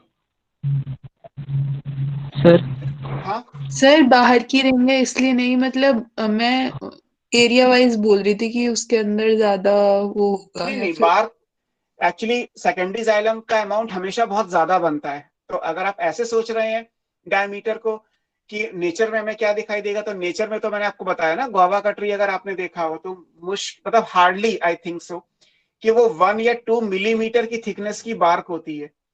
आप ज्यादा से ज्यादा मतलब मैक्सिमम मान लीजिए तो शायद 5 मिलीमीटर मान लीजिए, हाफ सेंटीमीटर थिकनेस का बार्क होगा। वो भी मैंने ज्यादा ही बोला है, इससे कम ही होगा, डेफिनेटली कम होगा। और जबकि अगर आप वुड का डायमीटर निकालोगे तो वो तो आप मान लीजिए कि 50 सेंटीमीटर से भी ज्यादा का निकल सकता है, कोई बड़ी बात नहीं है। यूकेलिप्टस का ट्री का डायमीटर 50 सेंटीमीटर के अप्रॉक्स हो जाता है एक टाइम के बाद। Yes sir. यूकेलिप्टस का ट्री तो बहुत मोटा होता है, मतलब अगर एक शायद 10-15 साल का कोई किड होगा और वो उसको अगर हक करना चाहे तो दोनों हाथ नहीं मिला सकता, इतना मोटा ट्री होता है यूकेलिप्टस का। लेकिन बार्क उसकी फिर भी वही होती है 3 to 4 मिलीमीटर थिकनेस की। गुआवा का ठीक है, गुआवा का मेजर करोगे तो आई थिंक डायमीटर शायद 10 सेंटीमीटर 12 सेंटीमीटर तो हो ही जाता है, इतना तो हमारे घर में जो लगा है उसी का है। लेकिन बार्क उसकी भी वही 2 मिलीमीटर 3 मिलीमीटर थिकनेस की होती है। Yes sir. ये चीजें हो गई। Okay sir. लास्ट टॉपिक बोलो। सर ये जो बार्क है ये प्लांट की लाइफ में एक ही बार आता है, बार बार आता है? बार बार आएगा बेटा, सीजन लिखा है तो एक सीजन में एक, अगले सीजन में फिर, अगले सीजन में फिर, और हर सीजन में उतनी लेयर रहेंगी इसकी कोई गारंटी नहीं है, कोई भी लेयर कभी भी खत्म हो जाती है। सर फिर प्राइमरी ग्रोथ फिर दोबारा शुरू हो जाती है क्या इसमें? नहीं, प्राइमरी नहीं होगी, सेकेंडरी होगी भाई। नीचे से स्टेम मोटा हुआ है, ऊपर की जो ब्रांचेस है वो प्राइमरी ग्रो करती रहेंगी, नीचे वाली सेकेंडरी ग्रोथ करेगी। सर समझ नहीं आया। अरे एक ट्री बनाओगे तो ट्री में नीचे जो मेन स्टेम है वो सेकेंडरी ग्रोथ का है, ऊपर जो ट्री में छोटी छोटी ब्रांचेस निकली हैं जिन पे लीफ या फ्रूट्स आ रहे हैं वो प्राइमरी ग्रोथ के हैं, ओके सर। है ना। सेकेंडरी ग्रोथ आपको किसी वुडी ट्री में मिलेगी, तो वुडी ट्री का मतलब ये थोड़ा है कि जहां से लीफ जुड़ी है वहां पे पहुंच गए देखने के लिए। वुडी ट्री का मतलब नीचे जो मेन ट्रंक यानी स्टेम है, जो बड़ी बड़ी ब्रांचेस है मोटी मोटी, वहां मिलेगी आपको।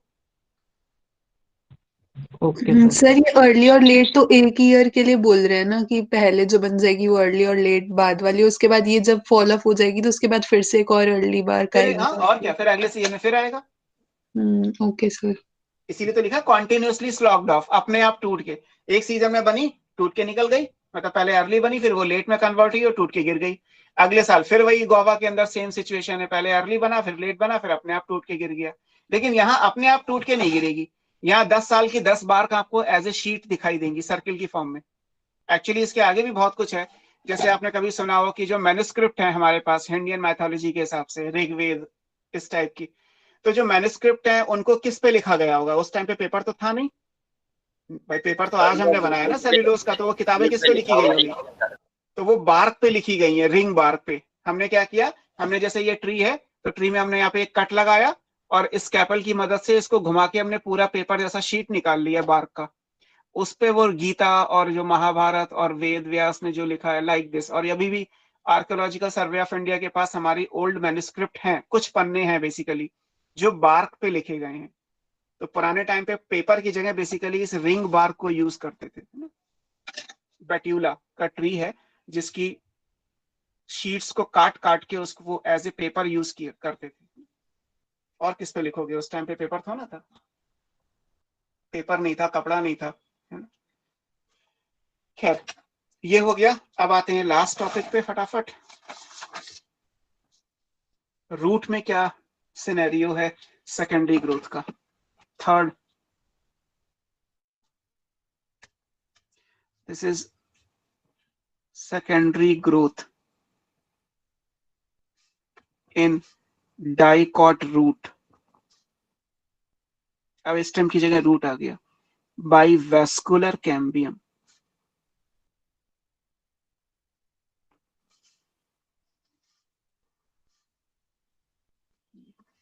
अब हम रूट में पढ़ेंगे। पहले हमने स्टेम में दोनों चीजें पढ़ ली, cork cambium, vascular cambium.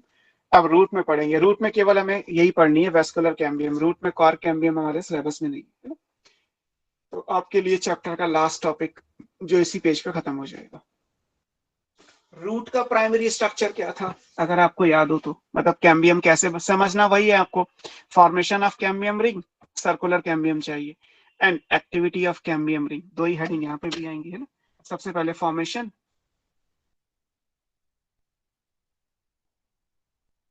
Of cambium ring कैसे बनती है। अब अगर आप एक रूट का डायग्राम जब देखोगे तो रूट में आपको याद होगा, रूट में जो आपने वेस्कुलर बंडल पेरीसाइकिल के अंदर बनाए हैं वो रेडियल थे, है ना। ये यहाँ पे आपने जाइलम बनाए हैं 4, डाइकॉट में आपको लिखाया था ये, है ना। ये सेंटर में पिथ। इन जाइलम के नियर बाई हमने फ्लोएम बनाए थे।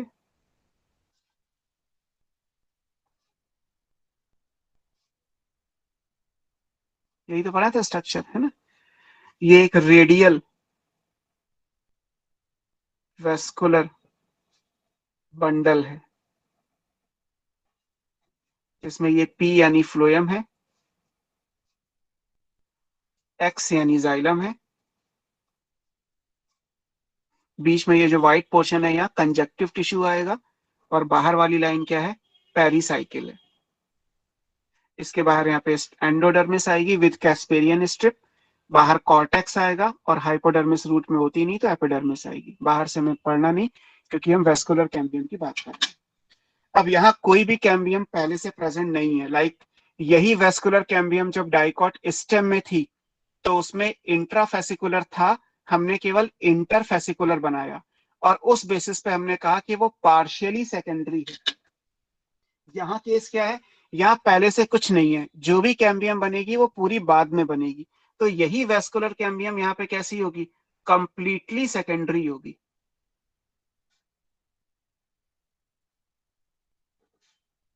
In origin. आई बात समझ में कि वेस्कुलर कैम्बियम तो है, लेकिन जब वो डाइकॉट स्टेम में है तो पार्शियली सेकेंडरी, और वही चीज जब डाइकॉट रूट में है तो कंप्लीटली सेकेंडरी, क्योंकि स्टेम में इंट्राफेसिकुलर पहले से प्रेजेंट थी, रूट में ऐसा कोई भी स्ट्रक्चर पहले से प्रेजेंट नहीं है। तो रूट के अंदर यहाँ कोई कैम्बियम नहीं है और रेडियल अरेंजमेंट है वेस्कुलर बंडल का, ये बात पूरी हो गई। फिर अब कैम्बियम बनेगी कहाँ से, और कैम्बियम हमें सर्किल में चाहिए, और कैम्बियम में ये भी इंपॉर्टेंट था, वेस्कुलर कैम्बियम के बाहर फ्लोएम होना चाहिए, अंदर जाइलम होना चाहिए, जो ऑलरेडी आपने डाइकॉट स्टेम में पढ़ा हुआ है। ये कैम्बियम सर्कुलर होनी चाहिए, बाहर की तरफ फ्लोएम आएगा, अंदर की तरफ जाइलम आएगा, और वहां पे तो बीच बीच में बनानी थी इंटरफेसिकुलर, यहाँ पे तो पूरी बनानी है। तो अब यहाँ पे कैम्बियम कैसे बनेगी, यहाँ बनती है शुरू में इस तरीके से कि ये सारा पोर्शन पित्त पैरेन्काइमा है, तो ये कंजक्टिव टिश्यू पैरेन्काइमा होगा। तो हमें वो पैरेन्काइमा चाहिए जो जाइलम के ऊपर आए और फ्लोएम के नीचे आए,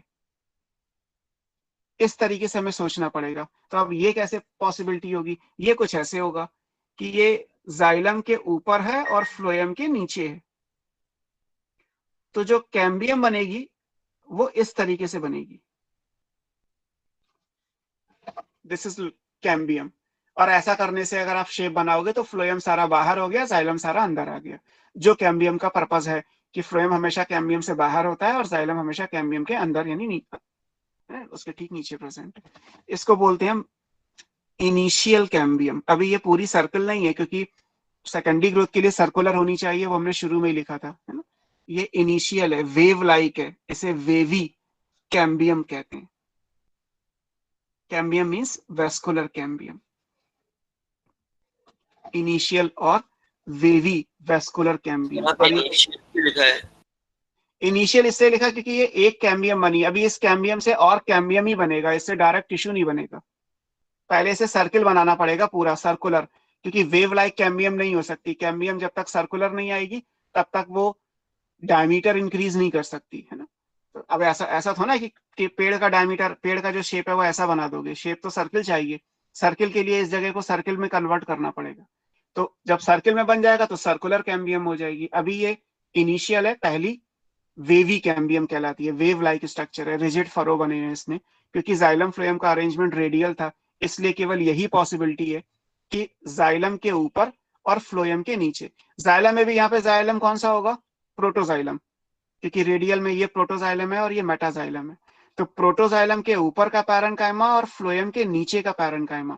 इवन जब ये यहाँ पे जाएगी तो मैंने तो फिर भी ये गैप दिखा दिया है, कई बार ये पेरीसाइकिल का टिश्यू भी इंक्लूड कर लेती है। तो फ्लोएम के नीचे, प्रोटोजाइलम के ऊपर और पेरीसाइकिल का पार्ट, इन सबको मिला के एक wave like cambium, zigzag cambium बन के तैयार होती है। ये कैम्बियम की रिंग नहीं है, ये कैम्बियम वेव लाइक है। फिर इसे रिंग में कन्वर्ट करना पड़ेगा एडिशनली, और उसके बाद उसके एक्टिविटी की बात होगी, है ना। ये कैसे बनी है, this is by D differentiation of parenchyma lying, कहां पे प्रेजेंट है, above प्रोटोजाइलम,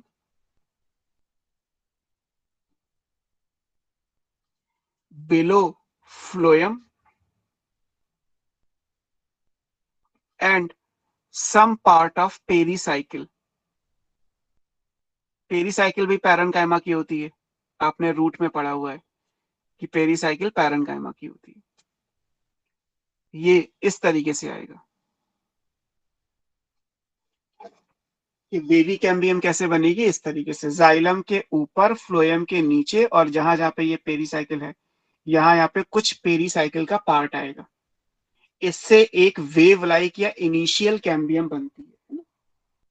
ठीक, अब ये इनिशियल कैम्बियम से सर्कुलर कैम्बियम कैसे बनेगी, तो ये भी है बाई 3 to 4 ईयर, 3-4 सालों में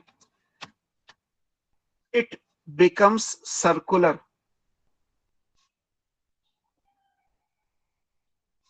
ये सर्कुलर होगी, है ना, जिसको आप प्रॉपर वेस्कुलर कैम्बियम बोलोगे।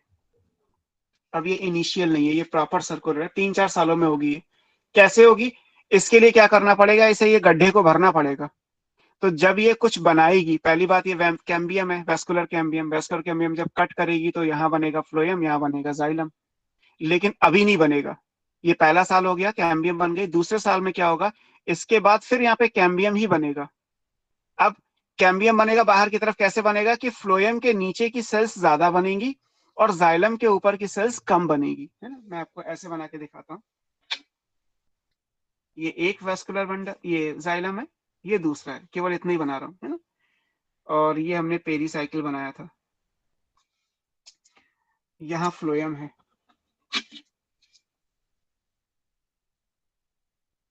पी, और ये जाइलम। तो कैम्बियम कैसे बनेगी? पहली कैम्बियम तो ये फर्स्ट ईयर की। फिर सेकंड ईयर क्या होगा, इस गड्ढे को भरा जाएगा, जाइलम के ऊपर कम और फ्लोएम के नीचे ज्यादा सेल्स ऐड होंगी। तीसरा साल हो गया, चौथा साल हो गया, ये 5वां साल हो गया, है ना। ये 5 ईयर है, मान लेते हैं, ये सिर्फ एग्जाम्पल है। 4 ईयर है, 3 ईयर है, 2 ईयर है, फर्स्ट ईयर है। These all are initial cambium.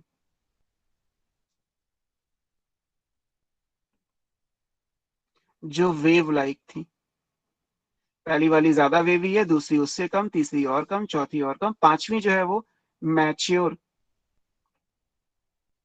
या फंक्शनल, जो काम करेगी अब वेस्कुलर कैम्बियम में। और जब ये पांचवी वाली बन जाएगी, ये डार्क वाली जो है, ये सर्किल जब बन जाएगा, तो जाइलम तो जैसे बना है वैसे ही रहेगा, फ्लोएम इसके बाहर नजर आएगा आपको।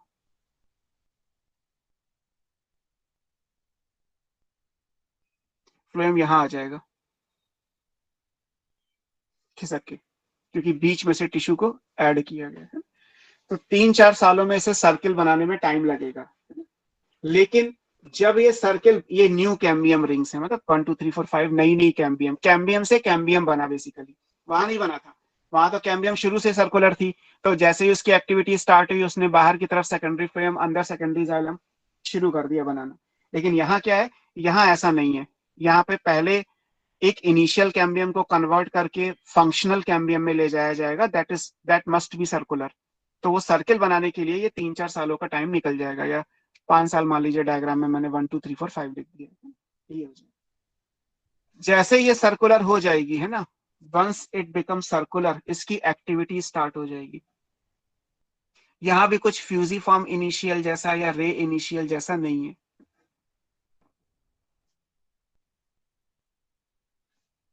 एक्टिविटी वेस्कुलर कैम्बियम की क्या है ना, वंस इट बिकम सर्कुलर,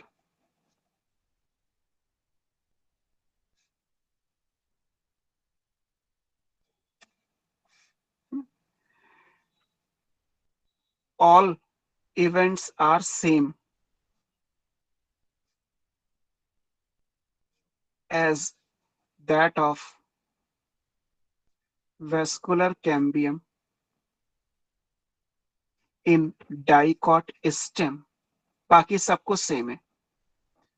सब कुछ सेम होने का मतलब, एक सर्किल बनने के बाद ये भी बाहर की तरफ सेकेंडरी फ्लोएम, अंदर की तरफ secondary xylem, division unequal, xylem का अमाउंट फ्लोएम के अमाउंट से ज्यादा, एक टाइम के बाद सेकेंडरी और प्राइमरी फ्लोएम का क्रश होना, फिर उसमें सीजन के हिसाब से ऑटम स्प्रिंग, जो कुछ आपने पढ़ा है एक्टिविटी में ऑनवर्ड, वो सब कुछ सेम है। केवल कैम्बियम के बनने का तरीका अलग है। पार्शियली सेकेंडरी था डाइकॉट स्टेम में, यहाँ कंप्लीटली सेकेंडरी है। वहां पे 1 ईयर में ही वो फंक्शनल थी, यहाँ पे वो 3 से 4-5 सालों में फंक्शनल होगी। यहाँ इनिशियली वेवी कैम्बियम बनती है, वहां ऐसा कुछ नहीं था। सर्किल होने के बाद दोनों के काम करने का तरीका एक ही जैसा है। बस यही है syllabus. Chapter complete, anatomy of flowering plant. किसी को कोई डाउट हो तो बताइए।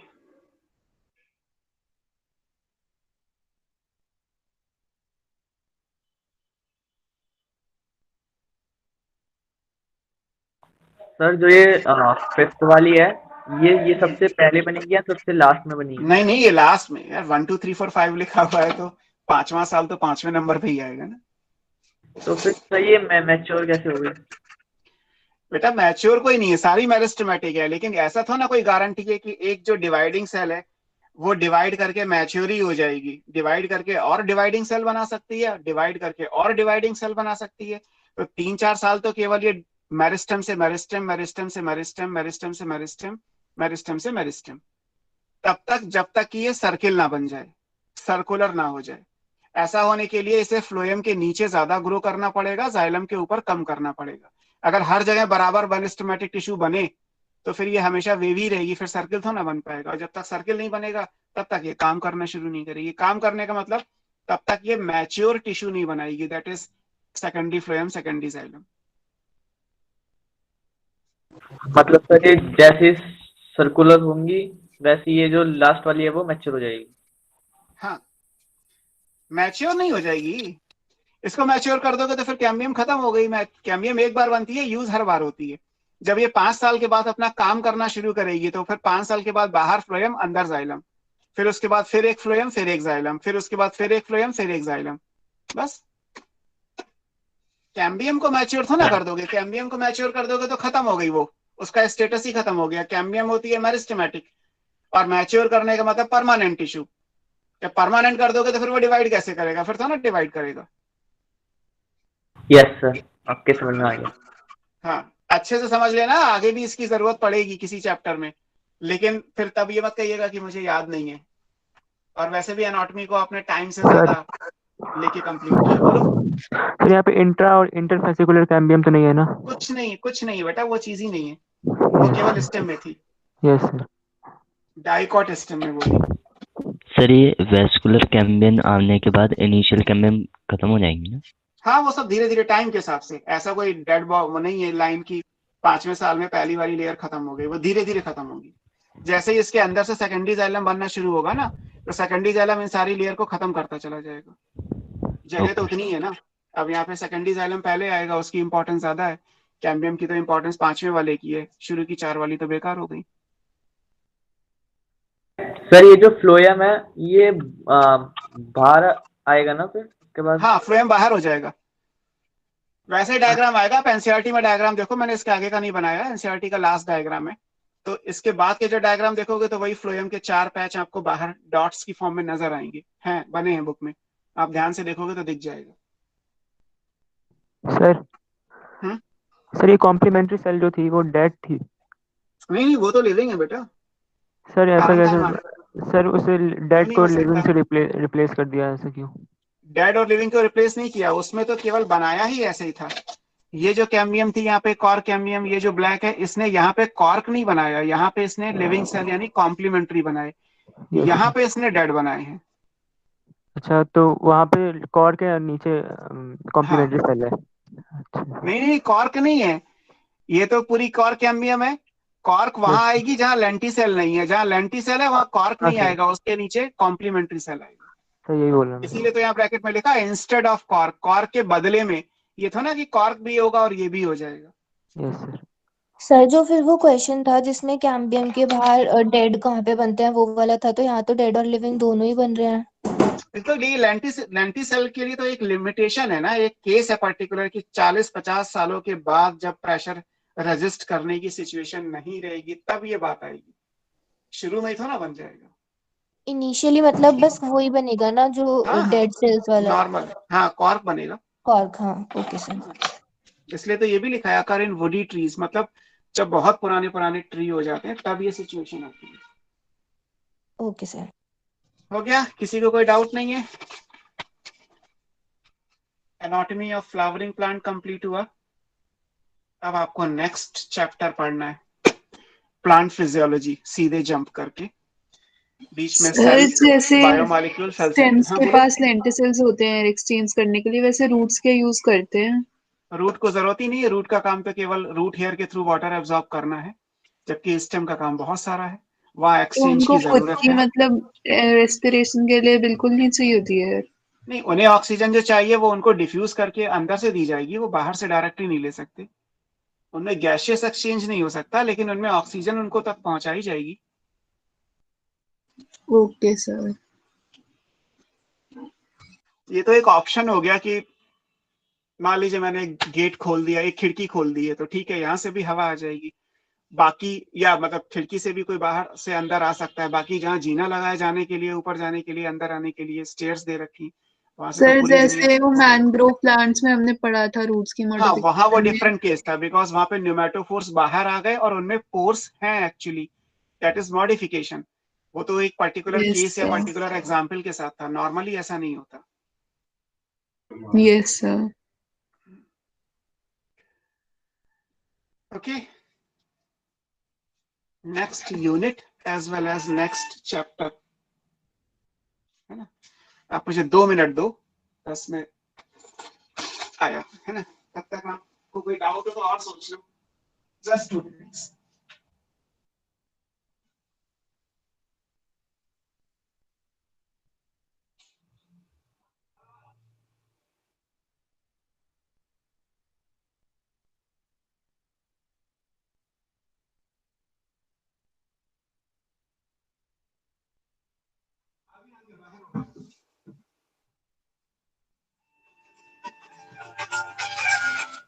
हेलो, हाँ भैया, हाँ हाँ, बस अभी अभी दे रहे हैं, आप वेट करिए।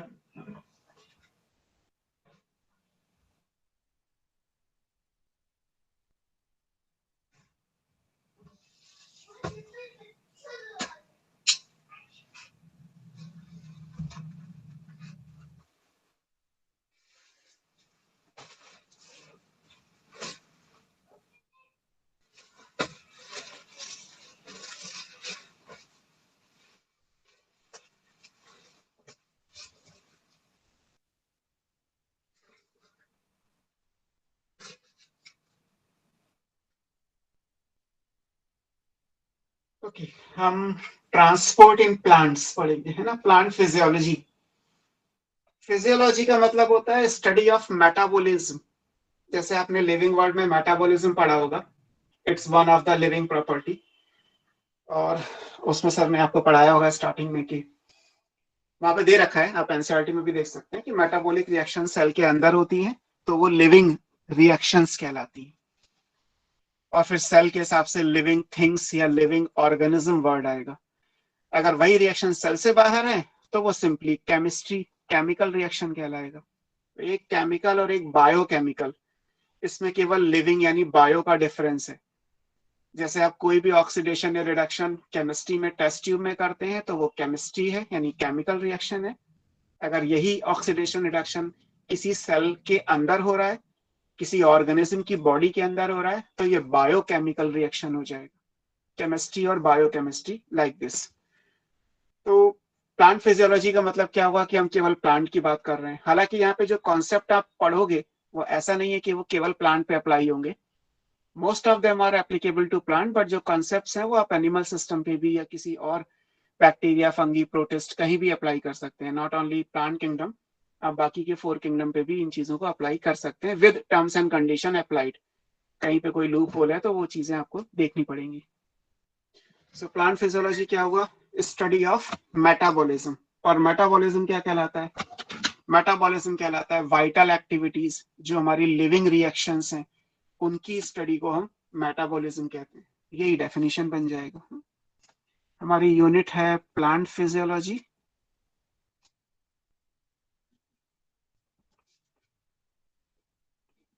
और चैप्टर आपको फर्स्ट पढ़ना है ट्रांसपोर्ट इन प्लांट।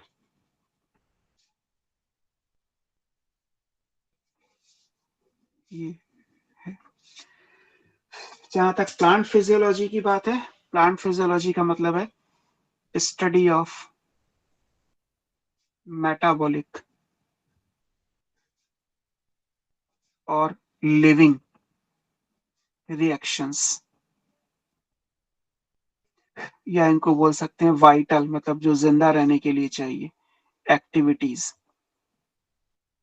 अगर ये प्लांट का है तो प्लांट, अगर एनिमल का है तो एनिमल। ये फिजियोलॉजी की डेफिनेशन है जो हमें लिविंग बनाती है। ऐसी रिएक्शंस, ऐसे काम, ऐसी एक्टिविटीज फिजियोलॉजी में आती हैं। अब प्लांट की है तो प्लांट फिजियोलॉजी, एनिमल होता तो एनिमल फिजियोलॉजी। दो पर्सन के नाम याद कर सकते हैं आप इसमें। एक नाम है स्टीफन हिल्स, आगे फोटोसिंथेसिस में आएगा इनका नाम। He is father of plant physiology.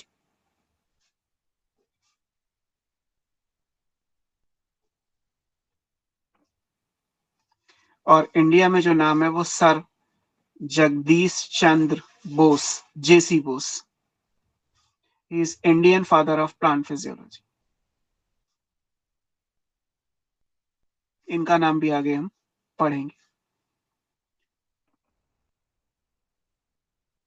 तो ये तो इंट्रोडक्शन हो गया। अब हम सीधे सीधे अपने चैप्टर पे चलते हैं, that is transport in plant. Transport का मतलब है एक जगह से दूसरी जगह जाना, डिस्प्लेसमेंट होना, अपनी पोजीशन चेंज करना, है ना। प्लांट फिजियोलॉजी समहाउ फिजिक्स और केमिस्ट्री के जैसा ही है थोड़ा बहुत। हमें फिजिक्स और केमिस्ट्री की जरूरत पड़ेगी इसमें।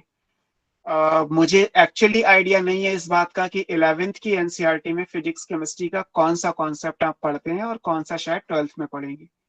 या मुझे इस बात का भी आइडिया नहीं है कि फिजिक्स और केमिस्ट्री के जो कंसेप्ट मुझे यूज करने हैं फिजियो में, वो आपने अभी पढ़ भी लिए या नहीं भी पढ़े। लेकिन जितना काम का है हम उतना ही यूज करेंगे। इवन आप मेरे से भी उम्मीद उतनी ही रखिएगा कि मुझे उतनी ही फिजिक्स केमिस्ट्री आती है जितनी फिजियोलॉजी के लिए जरूरी है। I am not your physics और केमिस्ट्री टीचर कि मुझे पूरी डिटेल पता हो। आपको मेरे से डेफिनेटली ज्यादा पता होगा, नो डाउट। आपको मेरे से ज्यादा फिजिक्स केमिस्ट्री आती है और आनी भी चाहिए। मुझे केवल उतनी आएगी जितनी मेरी फिजियोलॉजी में मुझे चाहिए। लाइक मैं अगर डिफ्यूजन बोलूंगा तो मुझे केवल उतना डिफ्यूजन पता है जितना यहाँ पे समझाने के लिए चाहिए।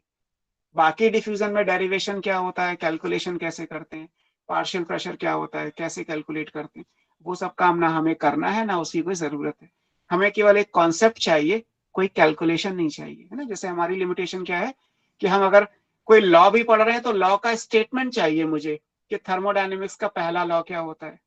मुझे डेरिवेशन नहीं करना उसका, बट मुझे उसका स्टेटमेंट चाहिए, केवल उतनी ही मेरी जरूरत है। उतने से हमारी फिजियोलॉजी का पर्पस सॉल्व हो जाएगा। सो इट्स लुक्स लाइक आपको पढ़ते पढ़ते लगेगा कि सर केमिस्ट्री फिजिक्स ज्यादा पढ़ा रहे हैं, बॉटनी या जूलॉजी तो इसमें ना के बराबर है, लेकिन वो ऐसा ही है।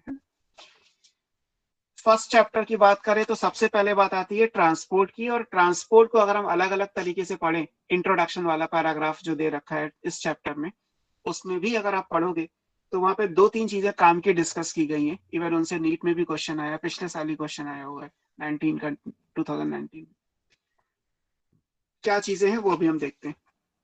सबसे पहली बात आती है इसमें, डिस्टेंस कितनी ट्रेवल होती है, डिस्टेंस ट्रेवल्ड।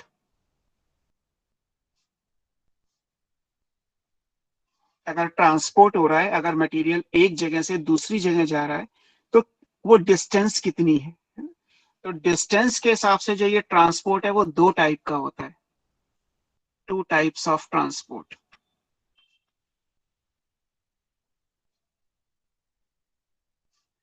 कौन कौन से हैं? एक कहलाता है शॉर्ट डिस्टेंस ट्रांसपोर्ट,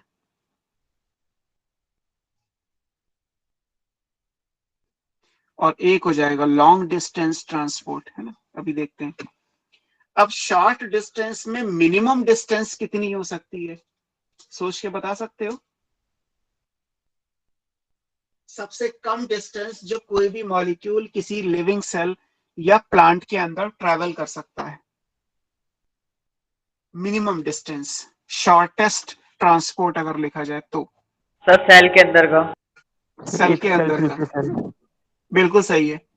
इंट्रासेलुलर अगर मैं टेक्निकल वर्ड में लिखूं तो शॉर्टेस्ट जो ट्रांसपोर्ट आएगा वो क्या आएगा, इंट्रासेलुलर, केवल एक ही सेल के अंदर, सेल के एक कोने से दूसरे कोने में। जैसे आपने सीव ट्यूब बनाया, लेटेस्ट एग्जांपल लेते हैं सो दैट आप कोरिलेट कर सको कि आपने ये सीव ट्यूब बनाया। तो सीव ट्यूब में क्या आपने बनाएंगे, सीव ट्यूब में सीव ट्यूब के ऊपर से लेके सीव ट्यूब के नीचे तक, है ना, वो क्या कहलाएगा, ये लीजिए सीव ट्यूब का फिगर ये रहा। तो कोई भी चीज केवल यहां से यहां तक जा रही है तो ट्रांसपोर्ट तो ये भी हो रही है ना, मूवमेंट तो यहां भी हो रहा है, डिस्प्लेसमेंट तो मॉलिक्यूल का यहां से यहां भी हो रहा है ना। तो मिनिमम डिस्टेंस जो कोई भी मॉलिक्यूल ट्रेवल कर सकता है वो क्या ट्रेवल होगी, इंट्रासेलुलर ट्रांसपोर्ट होगी, है ना। इसको हम बोलेंगे शॉर्टेस्ट ट्रांसपोर्ट है। और ये कैसे होगा ये बता सकते हो? इसके लिए फोर्स क्या होगा फिजिक्स केमिस्ट्री लगा के? कोई भी चीज अगर जा रही है एक जगह से दूसरी जगह तो उसका रीजन क्या होगा, क्यों सर क्यों जाएगी? ग्रेविटी। ग्रेविटी तो सर नीचे की प्रेशर तरफ। ग्रेडियंट की वजह से। Pressure grade sir pressure gradient की वजह से। चलो पार्शियल प्रेशर हो सकता है या प्रेशर ग्रेडियंट हो सकता है, कॉन्सेंट्रेशन मान सकते हो। बेसिकली वो फोर्स को अगर मैं बोलूँ तो डिफ्यूजन है ना, आएगी समझ में कि अगर मान लीजिए यहाँ कॉन्सेंट्रेशन ज्यादा है और यहाँ कम है तो मटेरियल अपने आप यहाँ से यहाँ आ जाएगा, या यहाँ पार्शियल प्रेशर ज्यादा है यहाँ कम है तो मटेरियल अपने आप यहाँ से यहाँ आ जाएगा। आप डीओ को यहाँ ओपन करिए और पूरे रूम के अंदर डीओ की स्मेल जा रही है तो डीओ के मॉलिक्यूल यहाँ से यहाँ पूरी जगह पे फैल गए, केवल एक ही पेज के अंदर, एक ही रूम के अंदर। तो बेसिकली अगर हम फोर्स की बात करें तो रीजन क्या होगा इसके लिए, जो एक सेल के अंदर ट्रांसपोर्ट होता है ये कैसे होता है? This is due to diffusion, नहीं तो लिख लीजिए, अभी हम सब पढ़ेंगे आगे डिटेल में। एंड और एक दूसरा है जो साइक्लोसिस कहलाती है। साइक्लोसिस याद है? यस सर, सेल के अंदर मूवमेंट। सेल के अंदर जो साइटोप्लाज्म का मूवमेंट होता है ना, तो एक सेल में कोई चीज यहाँ से यहाँ जा रही है तो कैसे जाएगी? वो साइटोप्लाज्म के साथ यहाँ तक आ जाएगी, फिर यहाँ से यहाँ पहुंच जाएगी, यहाँ से यहाँ, यहाँ से यहाँ, ऐसे। तो एक सेल के अंदर जो ट्रांसपोर्ट होता है वो ये। एक सेल का प्लांट बता सकते हो कोई भी? बताओ। क्लेमाइडोमोनास। क्लेमाइडोमोनास हो गया, क्लोरेला हो गया, एसिटाबुलेरिया हो गया, है ना। दीज आर यूनिसेलुलर प्लांट्स जो आपने प्लांट किंगडम में पढ़े होंगे। तो अगर क्लेमाइडोमोनास में मान लीजिए ग्लूकोज का ट्रांसपोर्ट हो रहा है तो यही वाला तो हुआ प्लांट, वो भी है प्लांट किंगडम के अंदर ही तो आपने पढ़ा।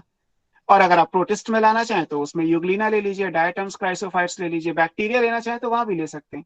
बैक्टीरिया के अंदर भी जो है, बैक्टीरिया में साइक्लोसिस नहीं होती अगर आपको याद हो तो, प्रोकैरियोट के अंदर साइक्लोसिस नहीं होती, साइक्लोसिस केवल यूकैरियोट में होती है। बैक्टीरिया में केवल डिफ्यूजन से होगा, और बाकी बैक्टीरिया हो, प्रोटिस्ट हो, या प्लांट हो, या एनिमल हो, या फंगी हो, सब जगह साइक्लोसिस की पॉसिबिलिटी।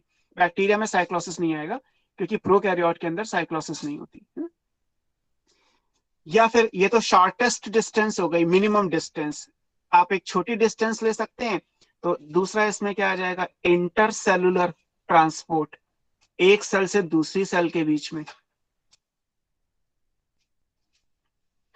कोई भी चीज एक सेल से दूसरे सेल में जा रही है तो वो भी जाती है, कैसे? Bye diffusion. एंड आप डिफरेंट टाइप के पढ़ेंगे, ये डिटेल में अभी में सब पढ़ने हैं, अभी तो केवल एक ओवरव्यू है कि कितनी डिस्टेंस ट्रेवल हो सकती है। मिनिमम डिस्टेंस एक सेल हो सकती है, और नॉर्मली एक सेल से दूसरे सेल में, जैसे रूट का डायग्राम है कि रूट के हेयर से मान लीजिए कॉर्टेक्स में आया, फिर पानी जो है वो एंडोडर्मिस की पैसेज सेल में जाएगा, फिर वहां से निकल के वो पेरीसाइकिल से होता हुआ प्रोटोजाइलम से मेटाजाइलम तक जाएगा। तो एक सेल से दूसरे सेल में पानी जाता जा रहा है, तो ये क्या कहलाएगा? Intercellular transport of water. एक सेल से दो सेल से, मतलब डिफरेंट सेल्स के बीच में वाटर का ट्रांसपोर्ट। और तब भी ये छोटी डिस्टेंस ही है प्लांट के हिसाब से, it's short distance transport. What about long distance transport?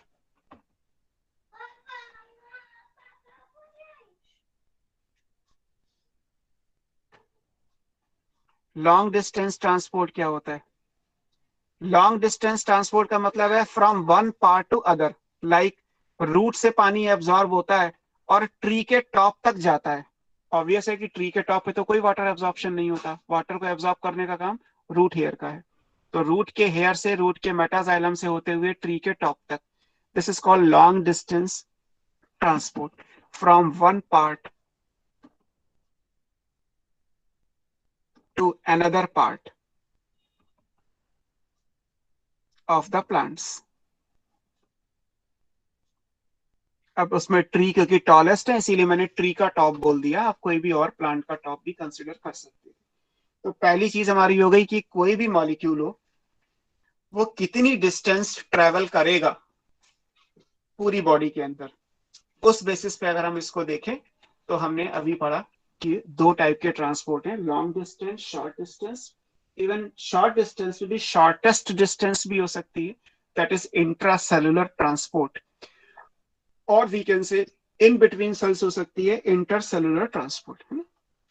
अब बात करते हैं दूसरी चीज की कि कौन से मटेरियल ट्रांसपोर्ट होते हैं और किस डायरेक्शन में ट्रांसपोर्ट होते हैं। देखिए सेकंड कॉन्सेप्ट क्या है कि मटेरियल्स कौन से ट्रांसपोर्ट होंगे, मटेरियल्स टू बी ट्रांसपोर्टेड, जिनको ट्रांसपोर्ट होना है।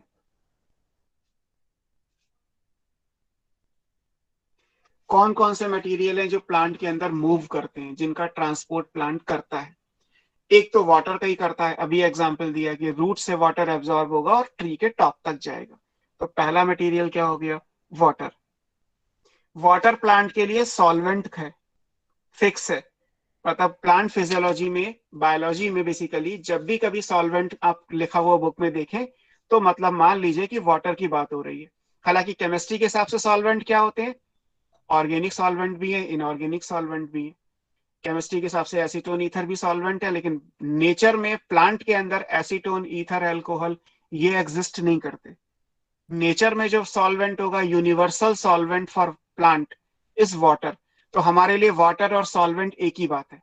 यहाँ ये भी चीज अभी माइंड में डाल लीजिए कि सॉल्वेंट का मतलब होता है प्योर वाटर, है ना। सॉल्वेंट आप क्या बोलोगे, जिसमें 0 सल्यूट कॉन्सेंट्रेशन है तो वो सॉल्वेंट कहलाएगा। अगर माइन्यूट सल्यूट पार्टिकल भी है तो वो बेसिकली डाइल्यूटेड सोल्यूशन बन जाएगा, very very very diluted solution, है ना। जैसे टैप वाटर आप लीजिए तो जो पानी आपके घर में आ रहा है उसके अंदर chlorine, manganese, zinc, micro elements मिलके ही तो आते हैं। तो इसका मतलब वो साफ पानी है, लेकिन वो डिस्टिल वाटर तो नहीं है ना, क्योंकि डिस्टिल वाटर का मतलब एक्चुअली सॉल्वेंट हुआ जिसमें 0 सल्यूट कॉन्सेंट्रेशन है। आ रही बात समझ में आपको, क्योंकि ये भी केमिस्ट्री जैसा ही लगेगा आपको। ना आए तो बता दीजिएगा, वरना बिना इसके फिजियो नहीं समझ में आएगी आगे, फिर आप कहोगे कि कुछ चीजें मिसिंग हो रही हैं। तो वाटर का मतलब सॉल्यूशन है जो हमारे घर पर पानी आ रहा है, टैप वाटर, वो सोल्यूशन है, very very very very very diluted. क्योंकि हमारी बॉडी को जो मैग्नीज, क्लोरीन, जिंक ये सब चीजें जो मिलती हैं वो हमें पीने वाले पानी के थ्रू ही मिलती हैं। आपने कभी दिल्ली गवर्नमेंट का ऐड देखा हो तो वो जो स्लम्स वाले एरिया में लोग रहते हैं, जहाँ पानी का टैंक आके उन्हें पानी सप्लाई करके जाता है, सीधे पानी की पाइपलाइन नहीं आती। दिल्ली में बहुत सारे ऐसे एरिया हैं। आपने मेट्रो वगैरह में भी देखा हो तो उस पर लिखा होता है कि 10 लीटर की बकेट में 1 क्लोरीन की गोली डालनी है, उसके बाद उस पानी को पीना है। क्योंकि क्लोरीनेटेड वाटर एक तो एंटीसेप्टिक का काम करेगा, वाटर में जो इम्प्योरिटीज हैं, जो डिसइंफेक्शन का काम करेगा, और दूसरा क्लोरीन हमारी बॉडी के लिए तो हमें चाहिए ना, हमारी बॉडी में क्लोरीन की जरूरत है। क्लोरीन हमारा इलेक्ट्रोलाइट बैलेंस करने का काम करता है, तो वो क्लोरीन हमें क्लोरीन की टैबलेट से बेसिकली मिल जाएगा। ऐसे ही उसमें जिंक भी होता है, माइक्रो न्यूट्रिएंट, मैग्नीज भी होता है, और उसमें थोड़ा सा मैग्नीज हो गया, जिंक हो गया, क्लोरीन हो गया, ये तीनों माइक्रो न्यूट्रिएंट की टैबलेट डाल के पानी आपको दिया जाता है। हालांकि जो मतलब आपके घर में सप्लाई के थ्रू आ रहा है डायरेक्टली आपके ऊपर टैंक तक, उसमें ऑलरेडी ये सारा प्री ट्रीटेड होता है सब। तो ये वेरी वेरी वेरी डाइल्यूटेड है। ऐसे प्लांट के लिए भी है। प्लांट मान लीजिए आपने एक पॉट में पानी दिया, तो आपने पानी नहीं दिया, बेसिकली आपने very very very diluted solution दिया। ऐसे रूट अगर मान लीजिए सॉइल से वाटर को ले रहा है, तो वाटर को, सिर्फ वाटर को नहीं ले रहा है, बेसिकली वो एक डाइल्यूटेड सोल्यूशन को एब्जॉर्ब कर रहा है। क्योंकि वाटर के साथ जो डिजोल्व सोल्यूट्स हैं वो जाएंगे ही जाएंगे। अगर आपको लगता है कि मुझे प्योर वाटर देना है तो बेसिकली आपको डिस्टिल वाटर देना पड़ेगा, जिसमें as per chemistry, as per theory 0 solute concentration आएगी, है ना। तो हम जब भी प्योर वाटर बोलेंगे तो उसका मतलब केमिस्ट्री में डिस्टिल वाटर है। हमारे लिए ये मान लीजिए कि हमने कुछ मिलाया नहीं तो वो प्योर है, हम मिला देंगे तो सोल्यूशन उस चीज का बन जाएगा। पानी में चीनी मिला दे तो चीनी का सोल्यूशन, हालांकि जिस पानी में आपने चीनी मिलाई उसमें पहले से कोई सॉल्ट प्रेजेंट था जो आपने नेग्लिजिबल मान लिया, जिसको आपने कंसिडर ही नहीं किया। तो ये इसीलिए आपको बार बार ये ध्यान में रखना होगा कि हम लिविंग सिस्टम में फिजिक्स केमिस्ट्री पढ़ने वाले हैं, और जब आप लिविंग सिस्टम में फिजिक्स और केमिस्ट्री को पढ़ोगे तो देयर आर सर्टेन लिमिटेशंस, हमारी कुछ मजबूरियां होंगी कि इससे आगे ना तो हम पढ़ सकते हैं, ना ही उस कॉन्सेप्ट को हम फिजिक्स केमिस्ट्री के तरीके से पढ़ सकते हैं। कॉन्सेप्ट वही है, लेकिन केमिस्ट्री के हिसाब से क्या होगा, आपसे कहा जाए सॉल्वेंट तो आप बोलोगे डिस्टिल वाटर, लेकिन नेचर में डिस्टिल वाटर कहीं एग्जिस्ट करता है? आप सोच के देखो, क्या पृथ्वी पे कहीं पे भी, अर्थ पे डिस्टिल वाटर तो कहीं नहीं है ना। फ्रेश वाटर है, डिस्टिल वाटर नहीं है। तो इसका मतलब प्लांट के लिए प्योर वाटर का मतलब क्या हुआ, जो नेचुरल वाटर है that is pure water. But chemistry के हिसाब से pure water itself a solution. Chemistry के हिसाब से सॉल्वेंट का मतलब डिस्टिल वाटर। Distil water. हाँ, इस सर तो यहाँ पे मतलब हम very very very diluted water को सॉल्वेंट कंसिडर हाँ कर वो रहे हम हैं ना? करेंगे बिल्कुल करेंगे। पूरे 5 चैप्टर में जितनी बार ये बातें आएंगी, हमें यही सब जो नेग्लेजिबल वाली चीजें हैं वो मान के चलेंगी कि वो जीरो है ना, एरर मान लीजिए उसे आप एक तरीके से, बिकॉज नेचर में डिस्टिल वाटर कहीं नहीं है, सबसे सिंपल सी बात है ओके सर। है ना। तो वाटर भी प्लांट के अंदर मूव करता है। अब वाटर कहाँ से कहाँ मूव करता है, जैसे अभी एनाटॉमी के टाइम पे मैंने बोला कि आप रूट से ट्री टू के वो टॉप तक करते लेके हैं। जाते हो, है ना।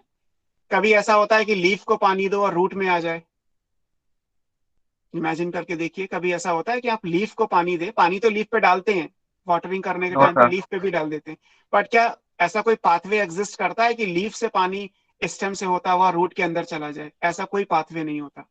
तो वाटर का जो मूवमेंट है वो कैसा होगा, बिना किसी एक्सेप्शन के। इसे ऑप्शन के हिसाब से लिखा जाता है एसेंशियली यूनिडायरेक्शनल। सर वैसे जो फ्लोएम के थ्रू फूड ट्रांसपोर्ट होता है लीफ से, तो वो भी तो वो थोड़ा फूड के डाइल्यूटेड फॉर्म में वो हो सकता है। हाँ वो होगा, लेकिन उसमें वाटर का कोई रोल नहीं है। वाटर तो एज ए मीडियम काम कर रहा है जिसमें वो food as a solute present है। बाकी वो रूट को पानी नहीं देगा, रूट को वाटर जितना चाहिए वो सॉइल से एब्जॉर्ब करेगी। अच्छा, मतलब वो यूज नहीं कर रही है इसलिए हम नहीं उसको नहीं, नहीं हाँ बोल रहे हैं। हाँ, इसलिए उसको नहीं बोल रहे। ऐसे तो वाटर किसी केमिकल रिएक्शन में भी बनेगा, उसको बोलेंगे मेटाबॉलिक वाटर। जैसे आपने रेस्पिरेशन की रिएक्शन पढ़ी हो तो glucose plus oxygen equals to water and carbon dioxide. तो ये वाटर तो वो वाटर है जो प्लांट ने खुद ही बना लिया बाय द केमिकल रिएक्शन। लेकिन ये वाटर भी एब्जॉर्ब वाटर तो ना कहलाएगा। एब्जॉर्ब वाटर तो हमेशा, जो प्लांट के अंदर जो मेन पानी है वो तो एब्जॉर्ब वाटर है ना, जो वो सॉइल से एब्जॉर्ब करता है या एयर या वाटर से एब्जॉर्ब करेगा। एक्वेटिक प्लांट है तो वाटर से ही एब्जॉर्ब हो जाएगा। तो ये एसेंशियली यूनिडायरेक्शनल कहलाता है, फ्रॉम एब्जॉर्प्टिव ऑर्गन, जहां से वाटर का एब्जॉर्प्शन होगा, absorptive organ, to required part, जिसको पानी चाहिए उसको। इवन आगे ये भी आप पढ़ेंगे कि जैसे हम मानते हैं कि रूट से वाटर का एब्जॉर्प्शन होगा, तो रूट को कट कर दें तो वाटर एब्जॉर्प्शन नहीं होना चाहिए, लेकिन होता है। इसीलिए मैंने रूट नहीं लिखा यहाँ पे। जैसे आपने बुके शॉप पे देखा होगा, फ्लावरिंग वाली जो शॉप होती है जहाँ फ्लावर्स मिलते हैं, बुके मिलते हैं, तो वो पानी में डाले रहते हैं फ्लावर्स को। आप भी घर में कर लीजिए, एक रोज की बड लाइए और उसको पानी में डाल दीजिए, एक बॉटल के अंदर इंसर्ट कर दीजिए उसकी स्टिक, 3-4 दिन में रोज का फ्लावर खिल जाएगा। तो रोज का फ्लावर अगर ओपन हो गया तो इसे वाटर मिलेगा तभी तो ओपन होगा। पेटल्स को एक्सपेंड करने के लिए वाटर चाहिए। तो इसका मतलब जो कट स्टेम है उससे भी वाटर एब्जॉर्ब हो रहा है। उसमें तो कोई रूट नहीं थी, लेकिन फिर भी फ्लावर की ओपनिंग हो रही है। कई बार लीफ भी ग्रो कर जाएंगी। मिंट के प्लांट को आप पुदीने को लाके पानी में डिप कर दीजिए, नई पत्तियां निकल आएंगी। तो इसका मतलब वाटर तो उस स्टेम से भी जा सकता है। तो इसीलिए एब्जॉर्प्टिव ऑर्गन लिखा है रादर देन डायरेक्टली रूट, क्योंकि रूट जहां पे है वहां रूट है, लेकिन जहां रूट नहीं है वहां पे जिस भी पार्ट से एब्जॉर्प्शन होता होगा वहां से लेके और जिसको भी पानी की जरूरत है वहीं जाएगा। कभी भी ये उल्टा नहीं हो सकता। इसीलिए ऑप्शन के हिसाब से इसको एसेंशियली यूनिडायरेक्शनल बोला जाता है। तो ये पहली चीज हो गई जो मूव करेगी। ये तो हो गया सॉल्वेंट। अब आएंगे सल्यूट्स। प्लांट के अंदर सल्यूट भी तो मूव करते होंगे। सल्यूट कौन कौन से होते हैं? सल्यूट हम अपने चैप्टर्स के हिसाब से, क्योंकि आगे में अलग अलग चैप्टर में अलग अलग सल्यूट को डिस्कस करना है, तो हम इसको अलग अलग तरीके से लिख लेते हैं। एक लिखते हैं इनऑर्गेनिक सल्यूट, जिन्हें आप मिनरल्स कह सकते हैं, जो वाटर में ही जाएंगे एज ए सल्यूट। आपका second chapter that is mineral nutrition, जहां पे आप इनऑर्गेनिक सल्यूट्स की बात, पानी में ही जाएंगे डिजोल्व होके, लेकिन वाटर सॉल्वेंट हो गया, ये सल्यूट्स हो गए और ट्रेवल करेंगे। अब ये कैसे ट्रेवल करते हैं, किस डायरेक्शन में जाते हैं? तो इनका डायरेक्शन एक्चुअली क्या है, ये बाई टू मल्टी डायरेक्शनल होते हैं।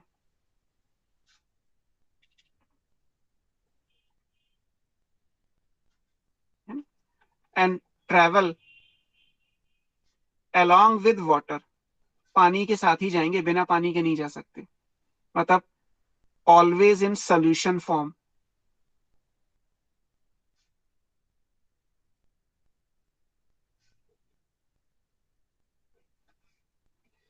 सोल्यूशन की फॉर्म में ही जाएंगे। जैसे आप मान लीजिए नाइट्रेट है तो नाइट्रेट का सोल्यूशन, या कैल्शियम का सोल्यूशन, या क्लोरीन का सोल्यूशन, या सोडियम का सोल्यूशन, पोटेशियम का सोल्यूशन, जिंक का सोल्यूशन, मैग्नीज का, सब। आपको आगे 17 ऐसे न्यूट्रिएंट्स पढ़ने हैं, होते तो मोर देन 60 हैं, जो प्लांट के अंदर प्रेजेंट होते हैं, बट हमें 17 पढ़ने हैं सेकंड चैप्टर मिनरल न्यूट्रिशन में। तो वहां पे आप इस चीज को पढ़ोगे कि ट्रांसपोर्ट, क्योंकि आगे में डिटेल पढ़नी है कि ये बाई टू मल्टी डायरेक्शनल होता है ना, ये आपको ध्यान में रखना है। जैसे मिनरल का एब्जॉर्प्शन क्या होता है ना, प्लांट एनर्जी देके लाता है, मिनरल को एब्जॉर्ब करने के लिए प्लांट को एनर्जी खर्च करनी पड़ती है। तो होता एक्चुअली ये है कि जो काम एनर्जी देके खर्च किया जाएगा उसे वेस्ट तो नहीं जाने देंगे। तो जब प्लांट से कोई लीफ या फ्रूट टूट के गिरने वाला होता है, क्योंकि लीफ और फ्रूट दो ऐसे प्लांट पार्ट हैं जिनका नेचुरल रिमूवल होता है, उसे हम एब्सिशन बोलते हैं, वो भी आगे आपको पढ़ना है फिजियो में। Natural leaf fall, natural fruit fall, अपने आप फल पक जाएगा तो पेड़ से टूट जाएगा, और अपने आप लीफ सूख जाती है और पेड़ से टूट जाती है। तो जितने भी मिनरल्स इन लीफ या फ्रूट्स के अंदर होते हैं उन्हें प्लांट विड्रॉ कर लेता है, उन्हें वापस खींच लेगा। भाई टूट के गिर जाएगा तो प्लांट से अलग हो जाएगा ना, प्लांट को फिर एनर्जी देके एब्जॉर्ब करना पड़ेगा। इससे अच्छा क्या है कि भाई ये तो टूट के गिरने वाला ही है, इससे पहले कि ये टूट के गिरे इसको वापस विड्रॉ कर लो। तो डायरेक्शन रिवर्स हो गया। एक तो ये कि लीफ में गया, दूसरा सेनेसेंस के टाइम पे, एजिंग के टाइम पे, लीफ फॉल के टाइम पे इनको वापस ले लिया, तो ये बाई डायरेक्शनल हो गया। ऐसे ही आगे आप मल्टी डायरेक्शन भी पढ़ोगे। तो इनऑर्गेनिक सॉल्यूट का जो ट्रांसपोर्ट है वो बाई टू मल्टी डायरेक्शनल होगा। अगर किसी ऑप्शन में दोनों में से एक चूज करना हो, क्योंकि ये हमेशा आती है चीजें, ये तो थ्योरी के हिसाब से हो गया, अगर किसी एक चीज को यूज करना हो तो बाई को प्रेफर करिएगा, है ना। ये ना स्टार इसलिए लगा दिया क्योंकि अगर दो ऑप्शन अलग अलग है, एक बाई डायरेक्शन है और एक मल्टी डायरेक्शन है, तो राइट आंसर क्या चूज करोगे? बेटर आंसर होगा बाई डायरेक्शनल, है ना। थर्ड क्या है? थर्ड है हमारे ऑर्गेनिक सॉल्यूट्स, जो ऑर्गेनिक फॉर्म में वाटर में डिसॉल्व है, जिनमें फूड आता है। बेसिकली फूड का मतलब है ग्लूकोज या सुक्रोज, ऐसी चीजें एटसेट्रा, जो लीफ बनाती है। लीफ ग्लूकोज बनाती है, और आगे आप फिर किसी चैप्टर में पढ़ोगे कि ग्लूकोज को कन्वर्ट कर दिया जाएगा सुक्रोज में, और फिर प्लांट उसको ट्रेवल कराता है। तो ऑर्गेनिक सल्यूट के लिए, मतलब फूड जहां पे लिखा होगा उसको आप ऑर्गेनिक सल्यूट बोलोगे, जहां मिनरल्स लिखे हैं वो इनऑर्गेनिक सल्यूट्स कहलाएंगे। हैं दोनों वाटर में, क्योंकि केमिस्ट्री के हिसाब से दो ही चीजें होती हैं, सॉल्वेंट और सल्यूट, जो मिलके कोई भी सोल्यूशन बनाते हैं। कोई थर्ड कंपोनेंट नहीं हो सकता। हम 1 2 3 4 करके अलग अलग पढ़ रहे हैं, तो कहीं ना कहीं हम अलग अलग इसलिए पढ़ रहे हैं क्योंकि अलग अलग चैप्टर में पढ़ना है हमें आगे। है दो ही चीजें, सॉल्वेंट जो वाटर है यूनिवर्सल, आप लिख चुके हैं, वाटर यूनिवर्सल सॉल्वेंट है, कोई और होगा ही नहीं। दूसरा सल्यूट डिपेंड करता है, इनऑर्गेनिक अलग चैप्टर है, ऑर्गेनिक सल्यूट का एक अलग टॉपिक दे रखा होगा। ये इसका ट्रांसपोर्ट कैसा होगा? ये भी बाई टू मल्टी डायरेक्शन है, जो फ्लोएम के थ्रू मूव करता है ना। आपने पढ़ा था कि फूड का ट्रांसपोर्ट कैसे होता है? फ्लोएम के थ्रू, है ना। ट्रेवल अलोंग वाटर ही आएगा, सेम।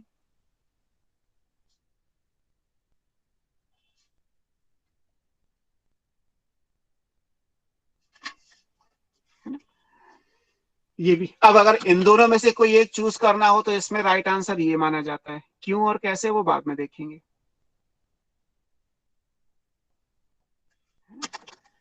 तो अगर बाई और मल्टी डायरेक्शनल अगर अलग अलग ऑप्शन है तो आपको ध्यान में रखना है कि मिनरल्स को बाई डायरेक्शन में लेके जाना है और ऑर्गेनिक सल्यूट्स को मल्टी डायरेक्शन में। आप ऐसे समझ सकते हो ऑर्गेनिक सल्यूट के लिए कि लीफ मान लीजिए प्लांट में यहाँ पे है और ये प्लांट है, फूड बनेगा तो लीफ में, तो लीफ से फूड रूट में भी जाएगा, लीफ से फूड जो है वो ऊपर फ्लावर या फ्रूट्स है वहां भी जाएगा, लीफ के बराबर में या एक्सिलरी बर्ड है उसे भी फूड दिया जाएगा, यहाँ से कोई ब्रांच निकल रही है तो उसे भी ग्लूकोज दिया जाएगा, क्योंकि बनाने वाला केवल एक है, दैट इज लीफ, और यूज करने वाला पूरा प्लांट है।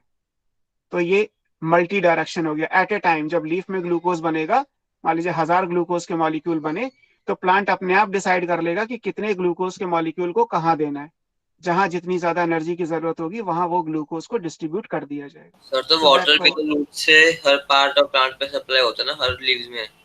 हाँ वाटर तो हर जगह होगा। तो फिर सर वो मल्टी डायरेक्शन क्यों नहीं होता? तब आप वाटर को ट्रांसपोर्ट नहीं कर रहे, तब आप वाटर में डिजोल्व जो सल्यूट है उसको ट्रांसपोर्ट कर रहे हो। ट्रांसपोर्ट वो वाटर का नहीं कहलाएगा, ट्रांसपोर्ट वो इसका कहलाएगा, है ना। जैसे मान लीजिए मुझे कोई ट्रेन लेके जा रही है तो एक्चुअली ट्रेन तो ना जा रही है, मैं जा रहा हूँ, ट्रेन तो वापस आ जाएगी, मैं तो ना वापस आऊंगा। तो ये डिफरेंस है। तो वाटर तो एक मीडियम का काम कर रहा है जिसमें आप किसी सॉल्ट को डिसॉल्व करके भेज रहे हो, और वापस आ जाएगा वाटर और सॉल्ट को छोड़ के, तो वाटर तो कहीं नहीं गया ना, वो तो जितना गया था उतना वापस आ गया। मीनवाइल क्या हुआ, आपने एक सल्यूट को मूव करा दिया, जो आप यहाँ, अब वो सल्यूट इनऑर्गेनिक है या ऑर्गेनिक है दैट डिपेंड्स, अलग अलग केस में जाइलम में ये होता है, फ्लोएम में ये होता है, थोड़ा बहुत तो आप जानते ही हो, एनाटॉमी में ही आपको डिस्कस कर दिया था। Okay sir. चौथी चीज क्या है लास्ट, क्योंकि हमें ये चैप्टर तीनों अलग अलग पढ़ने हैं इसीलिए मैंने इनको अलग अलग किया है, दैट इज प्लांट हार्मोन।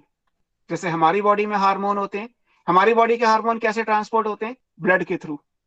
हमारी बॉडी में मान लीजिए ब्रेन का हार्मोन पिट्यूटरी में आया, पिट्यूटरी का हार्मोन टेस्टिस में गया, टेस्टिस का हार्मोन इंटरस्टिशियल सेल्स के अंदर चला गया और सेल से वो टारगेट सेल में चला गया। तो ट्रांसपोर्ट हमारी बॉडी में कैसे मूव कर रहे हैं, हार्मोन कैसे मूव कर रहे हैं, ब्लड के थ्रू करेंगे। और अगर कोई लिपिड डेरिवेटिव होगा तो लिम्फ के थ्रू भी जा सकता है। हमारी बॉडी के कनेक्टिंग टिश्यू क्या है, ब्लड और लिम्फ। प्लांट के लिए कनेक्टिंग टिश्यू क्या है, जाइलम और फ्लोएम। तो प्लांट हार्मोन है, क्योंकि 5वां चैप्टर है फिजियोलॉजी का, प्लांट ग्रोथ एंड डेवलपमेंट, जहाँ पे आप प्लांट हार्मोन की बात करोगे। तो मूव ये भी करते हैं, अलग अलग हार्मोन है, अलग अलग काम करते हैं, उसके लिए उन्हें अलग अलग जगह जाना होता है। तो जब वो अलग अलग जगह जाएंगे तो ट्रांसपोर्ट उनका भी होगा। इनका ट्रांसपोर्ट कैसा होगा, इनका भी एसेंशियली यूनी डायरेक्शनल है, केवल एक ही डायरेक्शन होता है।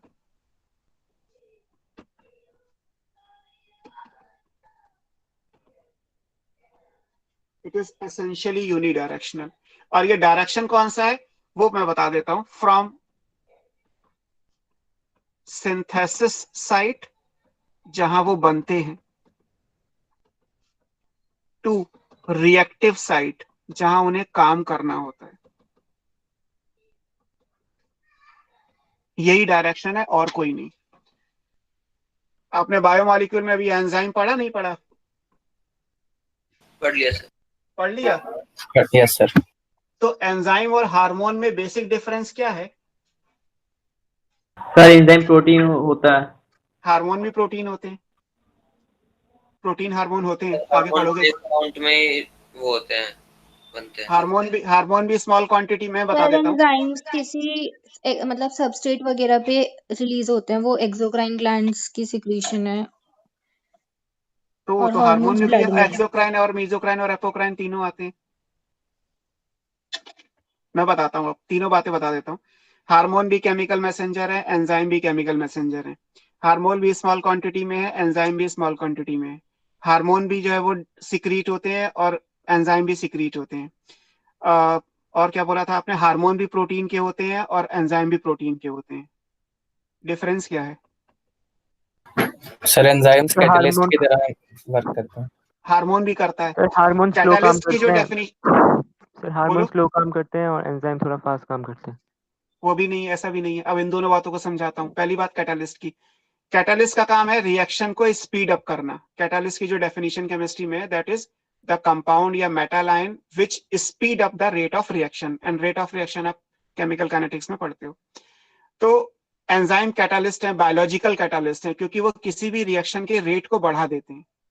हार्मोन भी यही करते हैं। जैसे हार्मोन मान लीजिए अगर ग्रोथ हो रही है मान लीजिए, तो हमें एक ग्रोथ हार्मोन चाहिए जो इसको बढ़ा देगा। अगर ग्रोथ हार्मोन नहीं दोगे तो ये रिएक्शन स्लो हो जाएगी, जैसे आप सोमैटोट्रोपिन हार्मोन के लिए पढ़ोगे। सर बात है सर जो हमारे हार्मोन्स होते हैं वो पूरी बॉडी के अंदर मतलब पूरे बॉडी में जाते हैं, बट जो हमारे एंजाइम्स होते हैं वो पूरी बॉडी में नहीं, वो किसी किसी हिस्से पर ही जाते हैं। चलो ठीक है, इसको देखते भी। फिर आपने एक बात और बोली थी, तो वो भी आपने जो भी लास्ट में बोला एक्चुअली यही है जो आपके सामने लिखा। एंजाइम और हार्मोन का जो बेसिक डिफरेंस है वो यही है, एंजाइम नेवर बी ट्रांसपोर्टेड। किसी भी एंजाइम का कोई ट्रांसपोर्ट नहीं होता। एंजाइम जहां बनते हैं वहीं यूज होते हैं। अगर स्टमक का एंजाइम है तो स्टमक में बनेगा और स्टमक में ही यूज होगा, उसे इंटेस्टाइन में जाने की जरूरत नहीं है। इंटेस्टाइन का एंजाइम है तो इंटेस्टाइन में ही बनेगा, वो कहीं और से नहीं आएगा। हार्मोन जहां बनते हैं वहां कभी यूज नहीं होते, दे आर ऑलवेज ट्रांसपोर्टेड। आप थ्रू आउट कोई भी हार्मोन ले लीजिए और कोई भी एंजाइम ले लीजिए, जितने भी आपने पढ़े हैं और जितने भी नहीं पढ़े, आप मान सकते हैं कि आपसे ज्यादा नॉलेज ही मुझे होगी इस मामले में। तो ये एक सबसे बड़ा डिफरेंस है कि हार्मोन को हमेशा ट्रांसपोर्ट करना पड़ता है, एंजाइम का कोई ट्रांसपोर्ट नहीं होता। आप किसी भी एंजाइम का, जो आपने डाइजेशन में या कहीं भी कोई एंजाइम अगर पढ़े हैं, आप सोच के देख लीजिए, किसी भी एंजाइम का कोई ट्रांसपोर्ट नहीं होता। अगर एक एंजाइम दो जगह चाहिए तो वो दो जगह बनेगा, ये नहीं कि एक जगह बन गया और दूसरी जगह भेज दिया। मतलब ट्रांसपोर्ट कर दिया, वो हो ही नहीं सकता। जैसे टाइलिन एंजाइम है, वो आपके सलाइवा में भी है, उसका स्मॉल सिक्रीशन इंटेस्टाइन में भी आएगा, तो दोनों जगह अलग अलग है, अलग अलग जगह से बना है वो। ऐसा नहीं कि माउथ का सलाइवा जो है वो इंटेस्टाइन तक किसी एंजाइम को लेके पहुंच गया, है ना। या टीयर में मान लीजिए लाइसोजाइम होता है और हमारे सलाइवा में भी लाइसोजाइम होता है, तो ऐसा नहीं है कि टीयर ग्लैंड का लाइसोजाइम सलाइवा में चला जाए या सलाइवा का लाइसोजाइम टीयर में आ जाए, जबकि दोनों जगह एंजाइम एक ही है, लेकिन वो 2 बार बनेगा 2 अलग अलग जगह पे।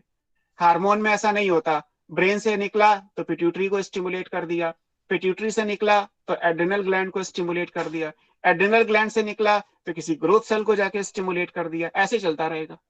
ऐसे प्लांट के अंदर भी है, ऐसे ही एनिमल के अंदर, क्योंकि ये तो लिविंग प्रॉपर्टी है ना, इसमें प्लांट एनिमल तो बाद में आएगा, पहले तो लिविंग होना जरूरी है। तो इसीलिए यहाँ पे लिखा है, इसीलिए ये लिखा है एसेंशियली यूनिडायरेक्शनल, कि जहां बनेंगे वहां कभी यूज नहीं होते, they are always transported to the reactive side जहां उन्हें काम करना होगा। पिट्यूटरी से बनने वाला हार्मोन कभी भी पिट्यूटरी में यूज नहीं होगा, वो एड्रिनल में या टेस्टिस में या ओवरी में या मेलानोसाइट्स में, अलग अलग हार्मोन के लिए अलग अलग है। ऐसे प्लांट का भी रहेगा। प्लांट के हार्मोन कौन से हैं? Auxin, cytokinin, gibberellic acid, ABA, ethylene. तो मान लीजिए साइटोकाइनिन की अगर हम बात करें तो वो रूट में बनता है, रूट में यूज नहीं होता, यूज जाके कहीं और होगा। ऐसे मान लीजिए ऑक्सिन है तो जिधर लाइट आती है उधर बनता है, लेकिन यूज होता है जो डार्कर साइड होती है, तो लाइटर साइड से डार्कर साइड पे ऑक्सिन हमेशा जाएगा विदाउट एनी एक्सेप्शन। तो इसीलिए इसका आंसर भी क्या आता है? एसेंशियली यूनिडायरेक्शनल, केवल एक ही डायरेक्शन यहाँ पे वैलिड है। क्लियर? तो ये हमने 3 अलग अलग सल्यूट्स क्यों लिखे? क्योंकि ये एक्चुअली 3 अलग अलग चैप्टर में आप इनको डिटेल में पढ़ोगे। तो 2 ही चीजें थी, वाटर और सल्यूट, सॉल्वेंट एंड सल्यूट, उसके हिसाब से। ठीक है, अब इसके बाद थर्ड आएगा, आई थिंक वो आप नेक्स्ट क्लास में कर लीजिएगा, मीन्स ऑफ ट्रांसपोर्ट। ट्रांसपोर्ट कितने तरीके से होता है। पहले हमने पढ़ा कि कितनी डिस्टेंस ट्रेवल करेगा कोई भी मॉलिक्यूल, दूसरा कौन कौन से मॉलिक्यूल ट्रेवल होते हैं और किस किस डायरेक्शन में ट्रेवल होते हैं। और अब एनसीईआरटी के हिसाब से जो पहली हेडिंग आप देखोगे वो आपकी बुक में लिखा होगा मीन्स ऑफ ट्रांसपोर्ट, कितने तरीके का ट्रांसपोर्ट होता है। यहां से आप अगली क्लास में पढ़ लीजिएगा मीन्स ऑफ ट्रांसपोर्ट। सर एक बार बैक साइड वाला पेज दिखा दो। ये लो। सर हाँ हो गया। सर जैसे बोलो। ट्रिप्सिन एंजाइम होता है तो वो पैंक्रियाटिक जूस से पैंक्रियाज से स्मॉल इंटेस्टाइन में जाता है, तो फिर सर उसका तो वो तो वही, ट्रांसपोर्ट हो वो उसके लिए तो जो डक्ट दे रखी है वो छोटी सी कनेक्टिंग डक्ट है। एक्चुअली कोई पैनक्रियास की मतलब लोकेशन कोई बहुत दूर थोड़ा है, वो तो उसके पास में ही है। अगर आप एक रूम से दूसरे रूम में जा रहे हैं तो बेसिकली वो ट्रांसपोर्ट तो ना कहलाएगा। सर, लेकिन शॉर्ट डिस्टेंस ट्रांसपोर्ट तो हो ही सकता है। हाँ, शॉर्ट डिस्टेंस ट्रांसपोर्ट वो जो होता है वो इन मॉलिक्यूल का नहीं होता है। ये जो शॉर्ट डिस्टेंस ट्रांसपोर्ट में आप पढ़ेंगे वो जैसे, क्योंकि वो प्रिमिटिव टाइप की सेल्स होती हैं जिनके अंदर ये बात आएगी, तो वहां पे तो ग्लूकोज हो गया, जो एनर्जी कंपाउंड्स हैं उन्हीं का यूजुअली होता है। हार्मोन का शॉर्ट डिस्टेंस में नहीं आएगा, वो तो लॉन्ग डिस्टेंस में कंसिडर करते हैं, है ना। ये भी हम वैसे भी जर्नलाइज पढ़ रहे हैं, आपको मतलब कोई इशू नहीं आएगा, क्योंकि ये है 5वां chapter plant growth and development. ये इस चैप्टर का लास्ट टॉपिक फ्लोएम ट्रांसपोर्ट, ये 2nd चैप्टर। तो ऑलरेडी आपके पास पूरे पूरे चैप्टर्स हैं इन बातों को डिस्कस करने के लिए। आपको डिटेल में खुद ही समझ में आ जाएगा कि हमने यहाँ पे या एनसीईआरटी ने स्टार्टिंग में इसको क्यों समझाया कि कोई भी मटेरियल कितने डायरेक्शन में ट्रेवल करता है। एक बार आप एनसीईआरटी से भी इस पैराग्राफ को पढ़ के देखिएगा तो आपको और क्लियर हो जाएगा कि ट्रांसपोर्ट किसका हो रहा है, किस डायरेक्शन में हो रहा है, कितनी डिस्टेंस ट्रेवल कर रहा है। और अब हम पढ़ने वाले हैं कि ट्रांसपोर्ट कैसे होगा, जिसमें आप डिफ्यूजन, ऑस्मोसिस, फैसिलिटेटेड डिफ्यूजन, ये सारी बातें पूरी करोगे, है ना। Physiology is quite interesting. थोड़ा सा फिजिक्स केमिस्ट्री चाहिए, थोड़ा सा बायोमॉलिक्यूल चाहिए, स्पेशली थोड़ा सा सेल चाहिए। तो आई होप कम से कम सेल और बायोमॉलिक्यूल तो आप अच्छे से पढ़ चुके हैं, तो मेरा काम आसान हो जाएगा, है ना। और जिन्होंने नहीं पढ़ा वो प्लीज पढ़ लो, वरना बहुत दिक्कत हो जाएगी आगे, क्योंकि जैसे जैसे केमिस्ट्री आएगी वैसे वैसे आप खुद ही फिर कहोगे कि सर ये नहीं आएगा समझ में। अभी तो स्टार्टिंग है, अभी तो कोई इशू नहीं है, आगे चीजें और कॉम्प्लेक्स होंगी और इम्पोर्टेंट है, because 12 to 13 questions in 5 chapter से नीट में आते हैं। ठीक है, बाकी नेक्स्ट क्लास में करते हैं। आज के लिए इतना ही। Good evening sir. Good evening. Good evening, sir. Good evening to all of you. Good night also.